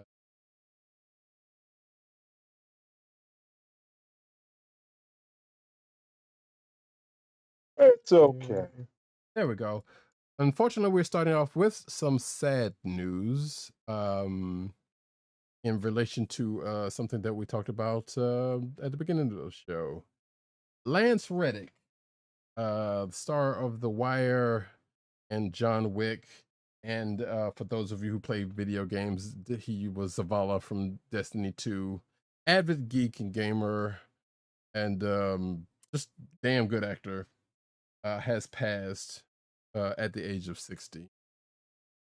And this was a week before. This was last week, right before John Wick Chapter 4 came out. So this was very much a shock to find out from what I've seen across, including some stars, apparently. Right, because he was doing the press. He was in the middle of doing the press tour for John Wick 4. Well, yeah, I guess so. So he was found, he says here he was found dead in his Studio City home in Los Angeles Friday morning, according to TMZ, which sometimes I don't like to go with TMZ, but apparently, there was on point the case. It says here, Lance was taken from us far too soon. Thank you for all of your overwhelming love, support, and beautiful stories shared on these platforms over the last day. This is from his Lance Reddick's wife, Stephanie, who shared a message on social media, which I did see that from his account, which actually kind of messed me up for a second when I saw it. I was like, oh, right. Usually they have, some of these people have other people behind their sites or with access to their sites. So, but yeah, there was, actually, I'm going to put in the next story since it is related. Sure, because, because John Wick's Keanu Reeves and Chad Stahelski also had their reactions to Lance Reddick's death, and I think I remember. I don't know if this story has the video on it, but there was Keanu, while talking press. You okay? Oh yeah. While talking press, basically saying like it fucking sucks he's not here. His exact words. Yeah, which is on the video. That's probably on this article. Right, I was going to say, if I'm not mistaken, Lawrence Fishburne broke out into tears during a similar kind of press, like red carpet type thing. Not gonna lie, even watching the movie, kind of made me feel a certain way because, like, I was sad to see. Yeah, I was sad to see him on the screen. Yeah, and without going through to anything else, it is definitely a sad fact to lose anybody. There are some people who you feel a certain way about, especially if if they're an actor or an actress or a musician or group. He was only 60. Like. He was only 60. Way too young. Which, granted, things can happen, but yeah, exactly. Still, he seemed to be. You really can't tell by looking at about it what kind of health and things kind of tend to happen right out the blue anyway. So you never know one way or the other. So things just happen just like that. Hey, keep holding your loved ones, tell them you love them, all that kind of good mess. But yeah, we're gonna try to transition on from that to the next story. Right. So Disney Plus has acknowledged that 2023 MCU premiere dates may be delayed. So yeah, there's we don't know when some of these announced shows are going to premiere. It seems that Secret Invasion and the second season of Loki may be the only sure bets to actually premiere sometime in the year 2023. So we will see. Listen, it's a wait and see game at this point. We will see. Yeah, pretty much. Dania Guerrera once again teases Black Panther spinoff series centered around her character Okoye. So yeah, I think we talked about it when she was on Colbert a couple of months ago, kind of teasing around it, which was very cute. On the the banter between her and Colbert on that one, which is probably on this article somewhere. But apparently she was she was at the Oscars and she was asked again about the series, and she told Entertainment Tonight that, quote, "I've been told that I can speak of it vaguely, so I will vaguely respond," which is kind of similar to what she said on Colbert. However, I guess the idea behind the story like that, if one were to exist, would be to explore the character in ways that we haven't done yet. But who knows?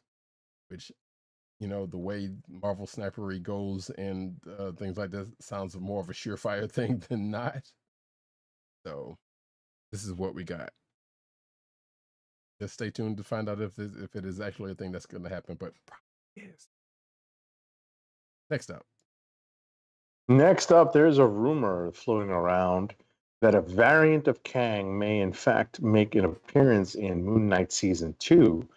Obviously, that makes sense if you're familiar with some elements of Kang the Conqueror's origin story. But we will see. Again, this is just a rumor. I heard a rumor, and this is one of them. So, again, rumor, we'll see, wait and see, take it with a grain of salt.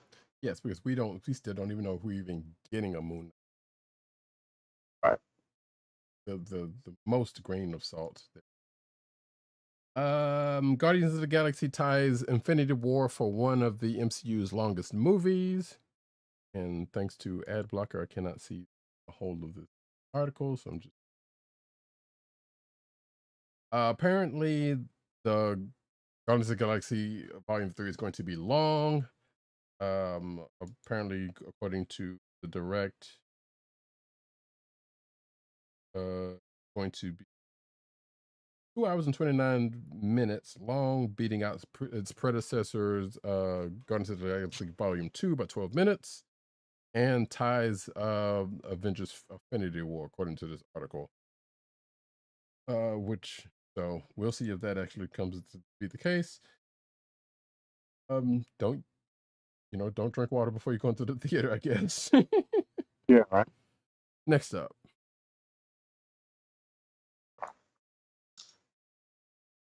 Haley Steinfeld, the actress who voices Gwen Stacy / Spider-Woman in Spider-Man Across the Spider-Verse, or You mean Ghost Ghost Spider? Spider? Yeah. Right. I was going to say, I'm reading from the article, and I'm like, did they really mean Spider-Woman? I guess Spider-Woman in the sense that I don't think they did they have her introduce herself as Ghost Spider in the movie? That's what I was going to say. I don't think so. So Steinfeld talked about a change in, or at least a different direction for her character in the second animated Spider-Man movie, in that if the first film was about Miles learning that anyone can wear the mask, this second movie is about how you wear the mask. So it's about finding out who each character is at their core. So I wonder if that means that this one's probably going to be a little bit more centered on her than not. We don't know. I mean, because we know it's a two-parter, and we know it's still going to be some Spider-Verse shenanigans going on. So we'll see.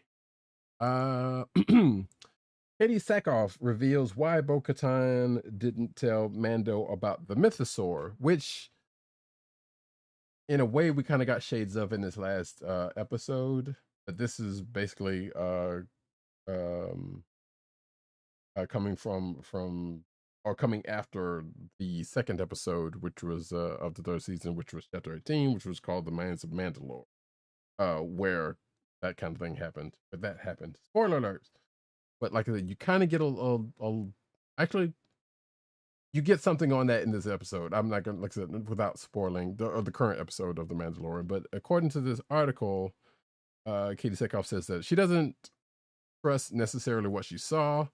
She might have thought she was imagining it, adding there's so many things that she's trying to process in her head that I don't think it's necessarily think that it's something that she wants to tell anyone about right now as of that episode. Sackhoff went on to explain that while Bo respects Din, she's naturally cagey and probably isn't ready to entrust him with such a big secret, which I can safely say checks out. Next up. All right. So we had talked about this before, that Disney had canceled the Willow series on Disney Plus. But apparently now, Willow series writer and showrunner Jonathan Kasdan is saying on social media that the series has not been canceled and Volume 2 is still in the planning stages. I mean, if you really want, another season of Willow. Somebody probably does. Yeah, right? So. Next up. I was going to say, shout out to the son of Lawrence Kasdan, who's is following his dad's footstep or whatever. Anyway, so this was some surprising news. Victoria Alonso is no longer with Marvel Studios. So apparently at the Academy Awards, she was there and having a moment, I guess, with a couple of other high-powered women that she took pictures with. But 8 days later, she was fired as Marvel's president of physical production, post-production, VFX, and animation. It says here that 3 individuals familiar with the matter told Variety. So the shakeup comes as a surprise to many in show business and within the vast Marvel comic book fandom. Earlier, I was kind of surprised myself. It says here that Alonso's dismissal has raised numerous questions about behind the scenes working. Well, I guess it's basically coming off the stuff we've been reporting about BF, whatever. But I don't know. But going by what this article says, that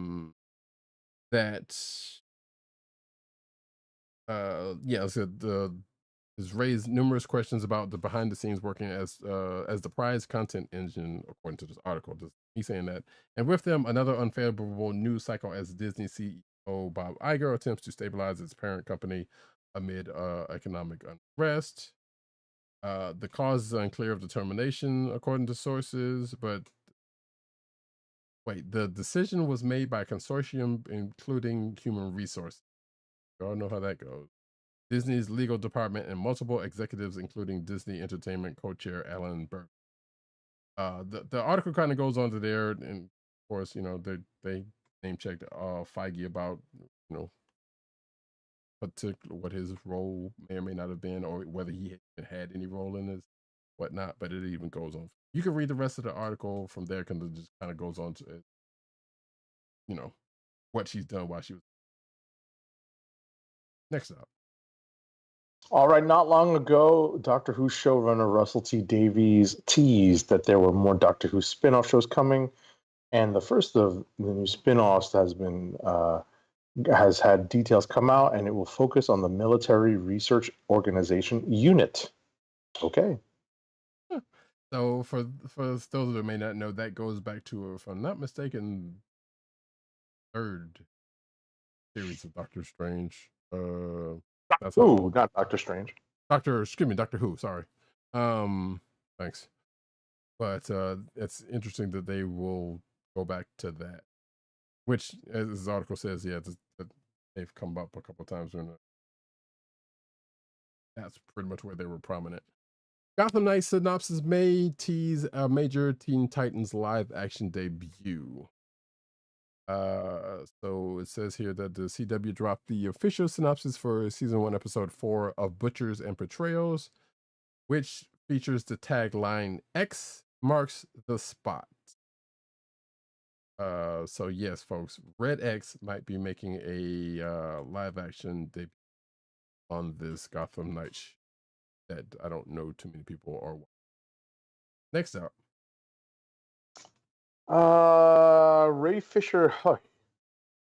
Yeah. Ray Fisher continues to push for DC firings in the wake of James Gunn's new plans. Okay.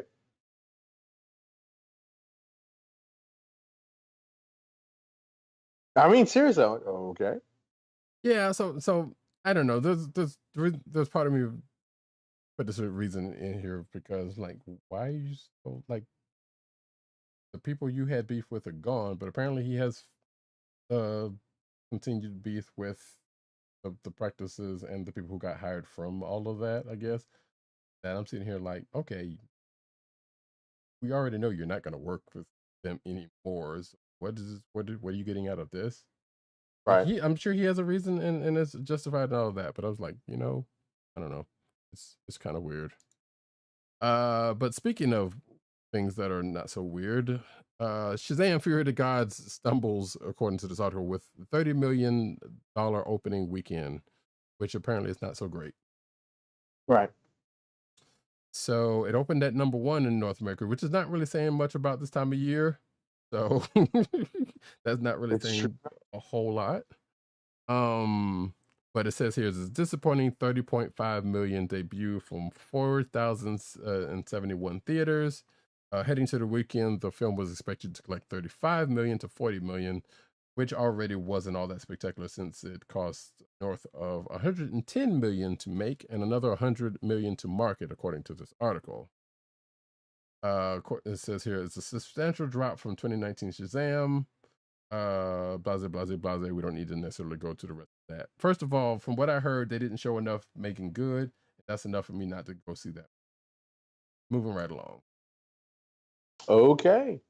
The Simpsons are bringing back an infamous character from season 1. So, as reported by The Independent, a synopsis for season 34's upcoming Pin Girl episode said that a mysterious figure from Marge's past returns to coach her for a bowling tournament.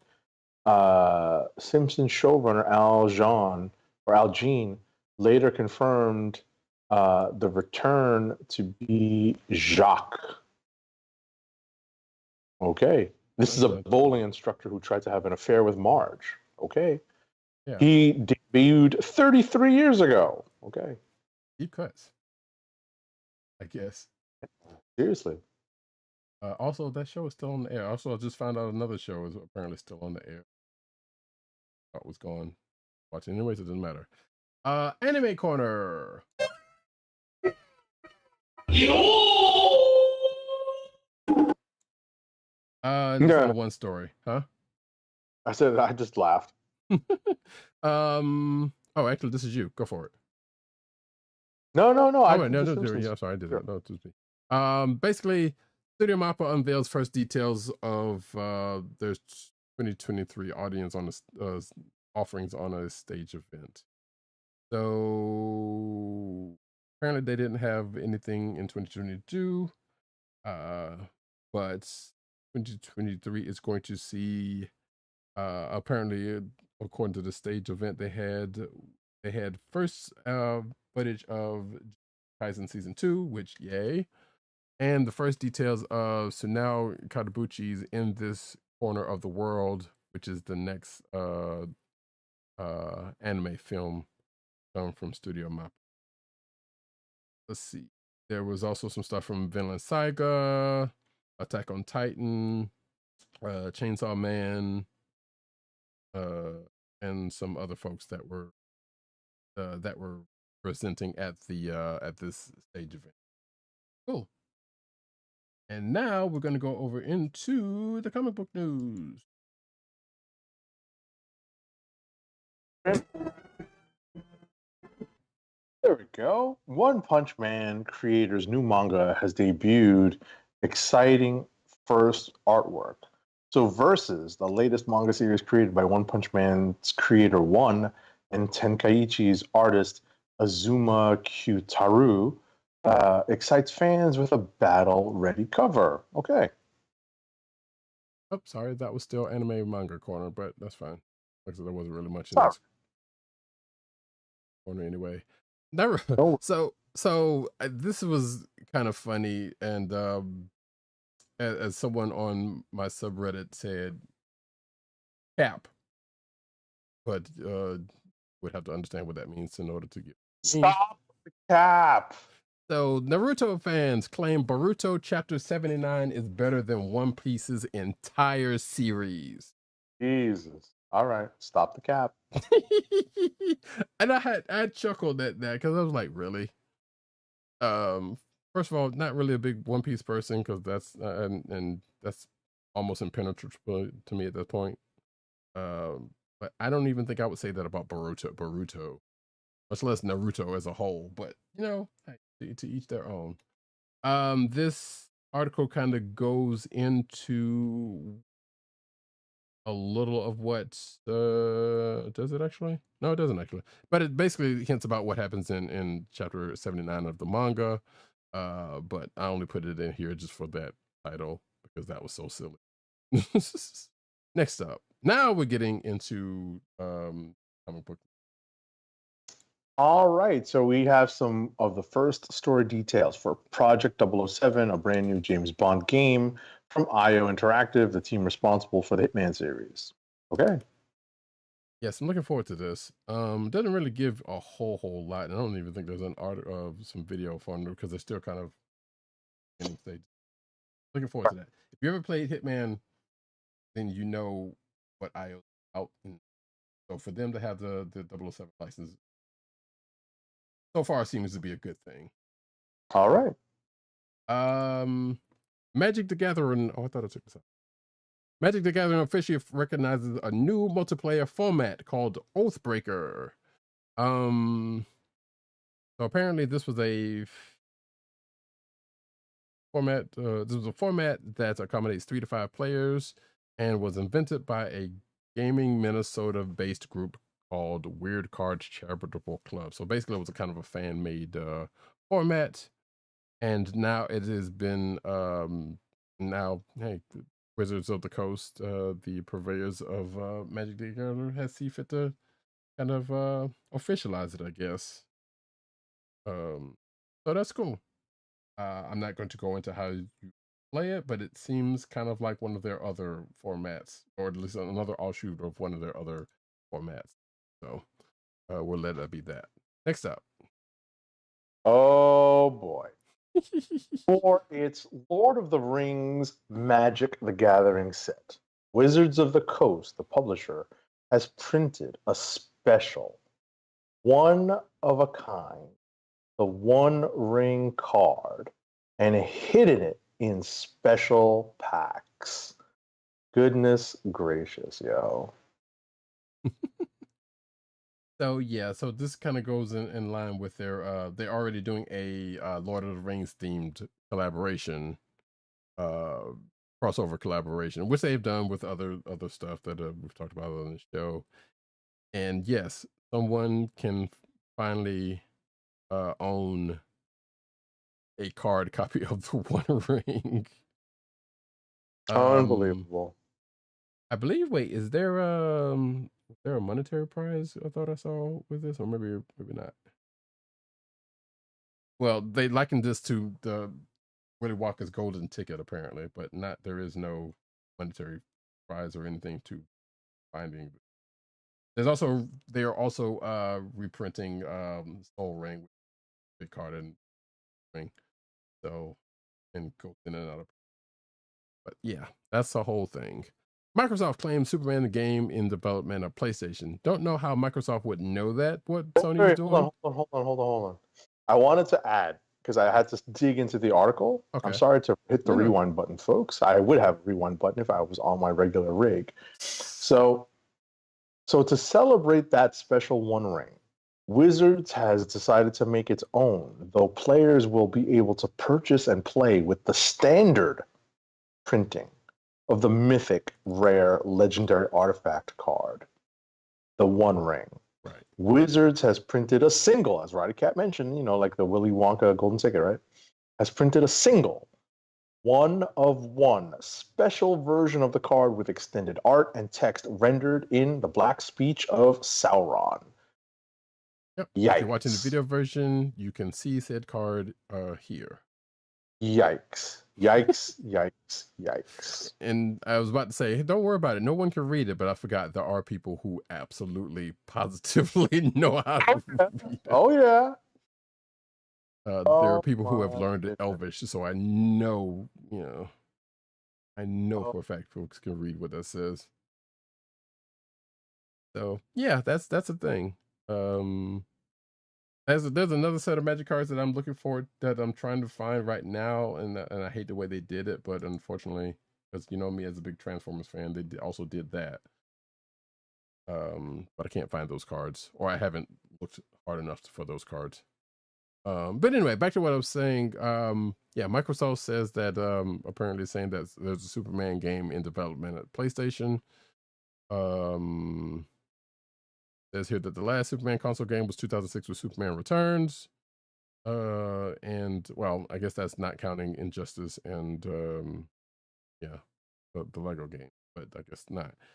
According to Microsoft, as a part of its ongoing Activision acquisition drama, it claimed in a document that PlayStation is developing an exclusive Superman game.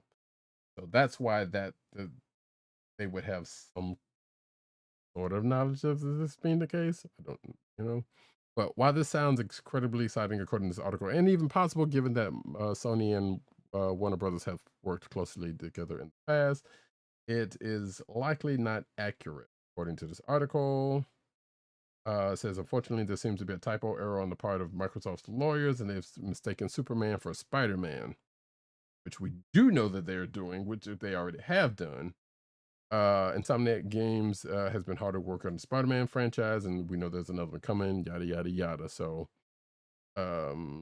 if indeed there is another Superman game coming, and it's going to be on Sony platform for some odd reason, which seems still kind of strange to me for reasons, I guess we'll wait and see. I know they've been playing around with trying to get a Superman game. I think even Rocksteady, who's doing that Suicide Squad game, was rumored to have such a game that they were going to be working on, but nobody's really cracked that code in a good minute. Anyway, next up.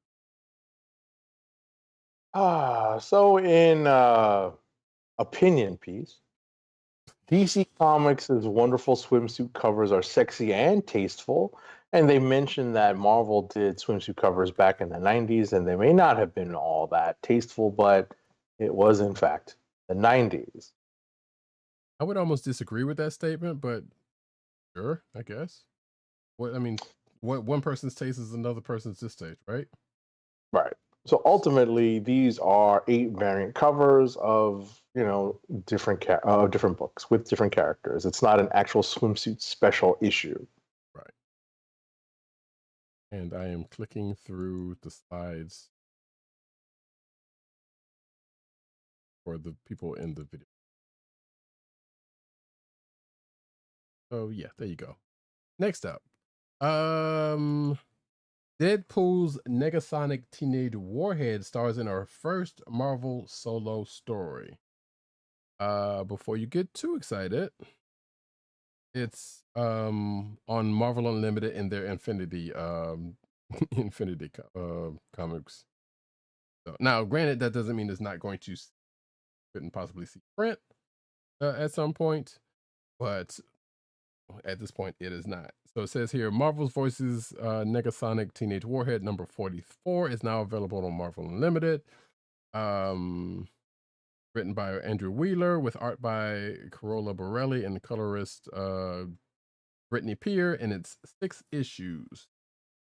So if you like that character and you have Marvel Unlimited out there for you. Next up. All right, a new Avengers team is set to debut at the X-Men's next Hellfire Gala, which is coming up soon. So announced that the Marvel Unlimited X-Men 60 Uncanny Years live virtual event this past March 16th. The X-Men's next Hellfire Gala will lead to a new Uncanny Avengers series from writer Jerry Duggan and artist Javier Garrón.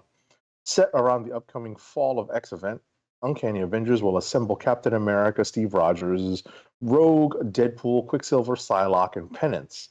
The team will go up against a deadly new version of Captain Krakoa, who has assembled his own team of killers and begun attacking both the United States and Krakoan governments in an effort to start a new world war. Okay. I'm kind of bummed that we did not, quote unquote, go to that event, because apparently there was a couple of news items come out of it, but we're getting them now here, so it's better.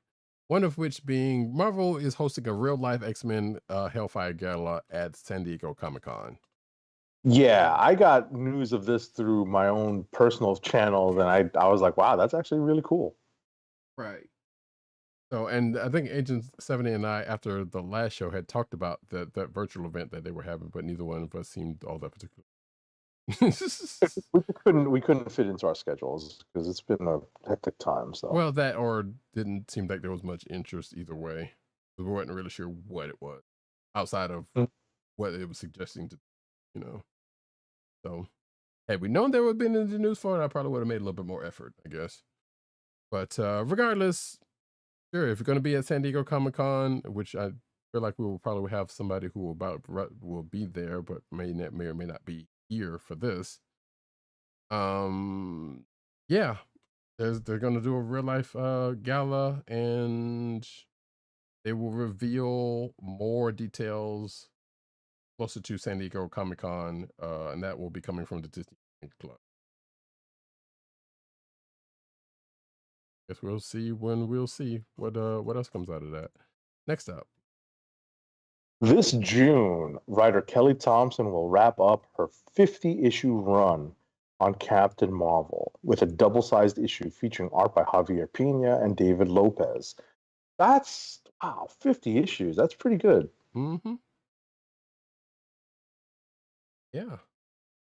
And I don't know. I keep saying I probably want to catch up with this because I know you're saying that whole brute stuff is kind of interesting with the stuff. Right. But I remember you saying this book was good.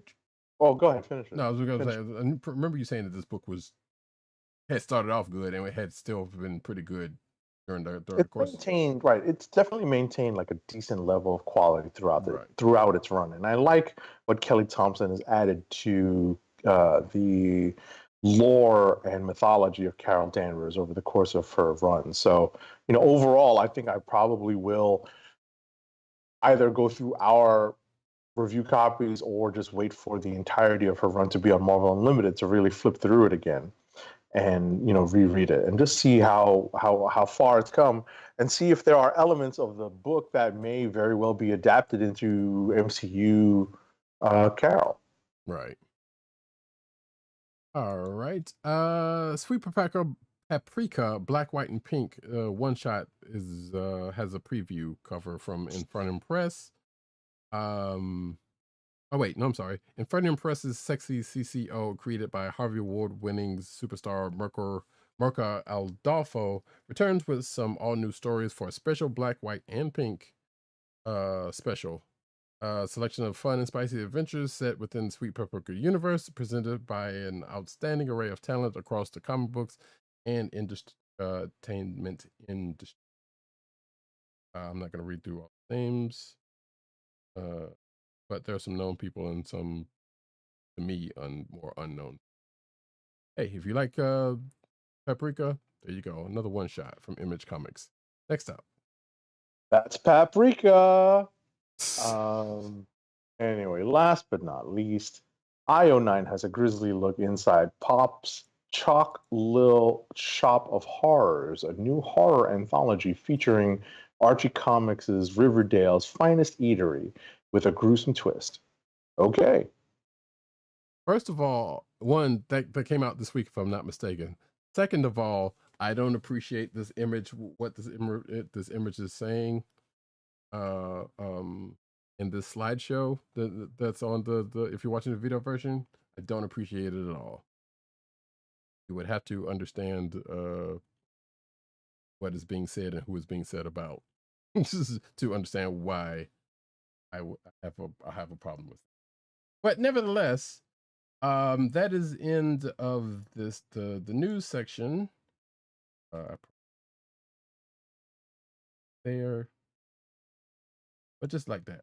Anyway, that might have been a teaser for something that we teased about that you would not know unless we connected. Folks, that ends the news. Can we get one last ad read? Our last ad read of the night, and you know what we read when it's late and we are definitely crashing after the end of a very busy week. Keep our podcast free by shopping at Amazon. Visit cspn.us and click the Keep Our Podcast Free link at the top of the page. From there, scroll down and click on the Amazon link to shop. Purchase items from Amazon as you normally would, whether it's books, music, electronics, jewelry, apparel, or the new McFarlane Toys Demon Slayer action figures. For every purchase made on Amazon through our link, Amazon sends the CSPN a payment, ka-ching, that helps us keep the Comic Book Chronicles podcast free for our listeners at no extra cost to you. Amazon.com through CSPN.us. Do it today. That's it. Thank you.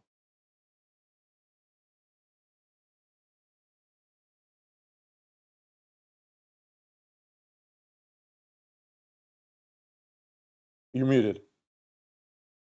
That brings us to the end of the show before Agent 70 gets upset with me for whatever odd reason. It's late. I know he has a long day, so I'm gonna let him go. But folks, you can find myself, Roddykat, at Roddykat on Twitter. You can find me at News on Twitter. You can find me at Caps on Instagram. Agent_70 on Twitter and Instagram. PCN_dirt on Twitter, Pop Culture Net on Twitter, popculturenetwork.com is on umbrella sites therein. And last but never ever least, the Osiris that is ish, Tim DOGG98 on Twitter, CB Cron on Twitter, which is the Comic Book Chronicles Twitter account, the Kliq Nation on Twitter, that is TheKliqNation, thekliqnation.com, and of course he's over at comicbook.com under the name Timothy Adams, writing his face off.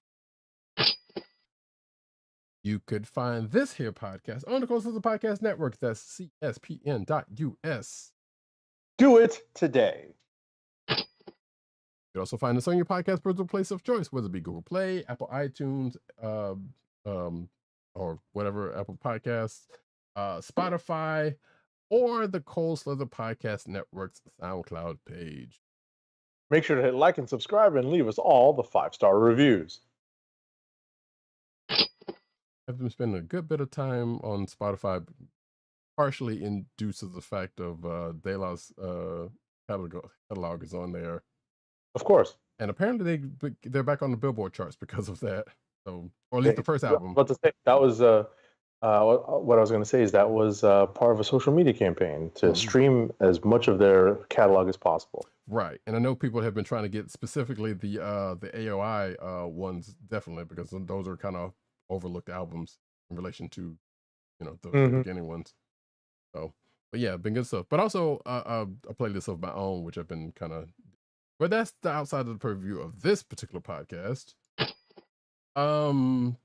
You can find us streaming Thursday nights normally, unless we're doing Movie Protocol like we did this week, on the YouTube channel of The Kliq Nation. That's youtube.com/The Kliq Nation and twitch.tv/Comic Book Chronicles.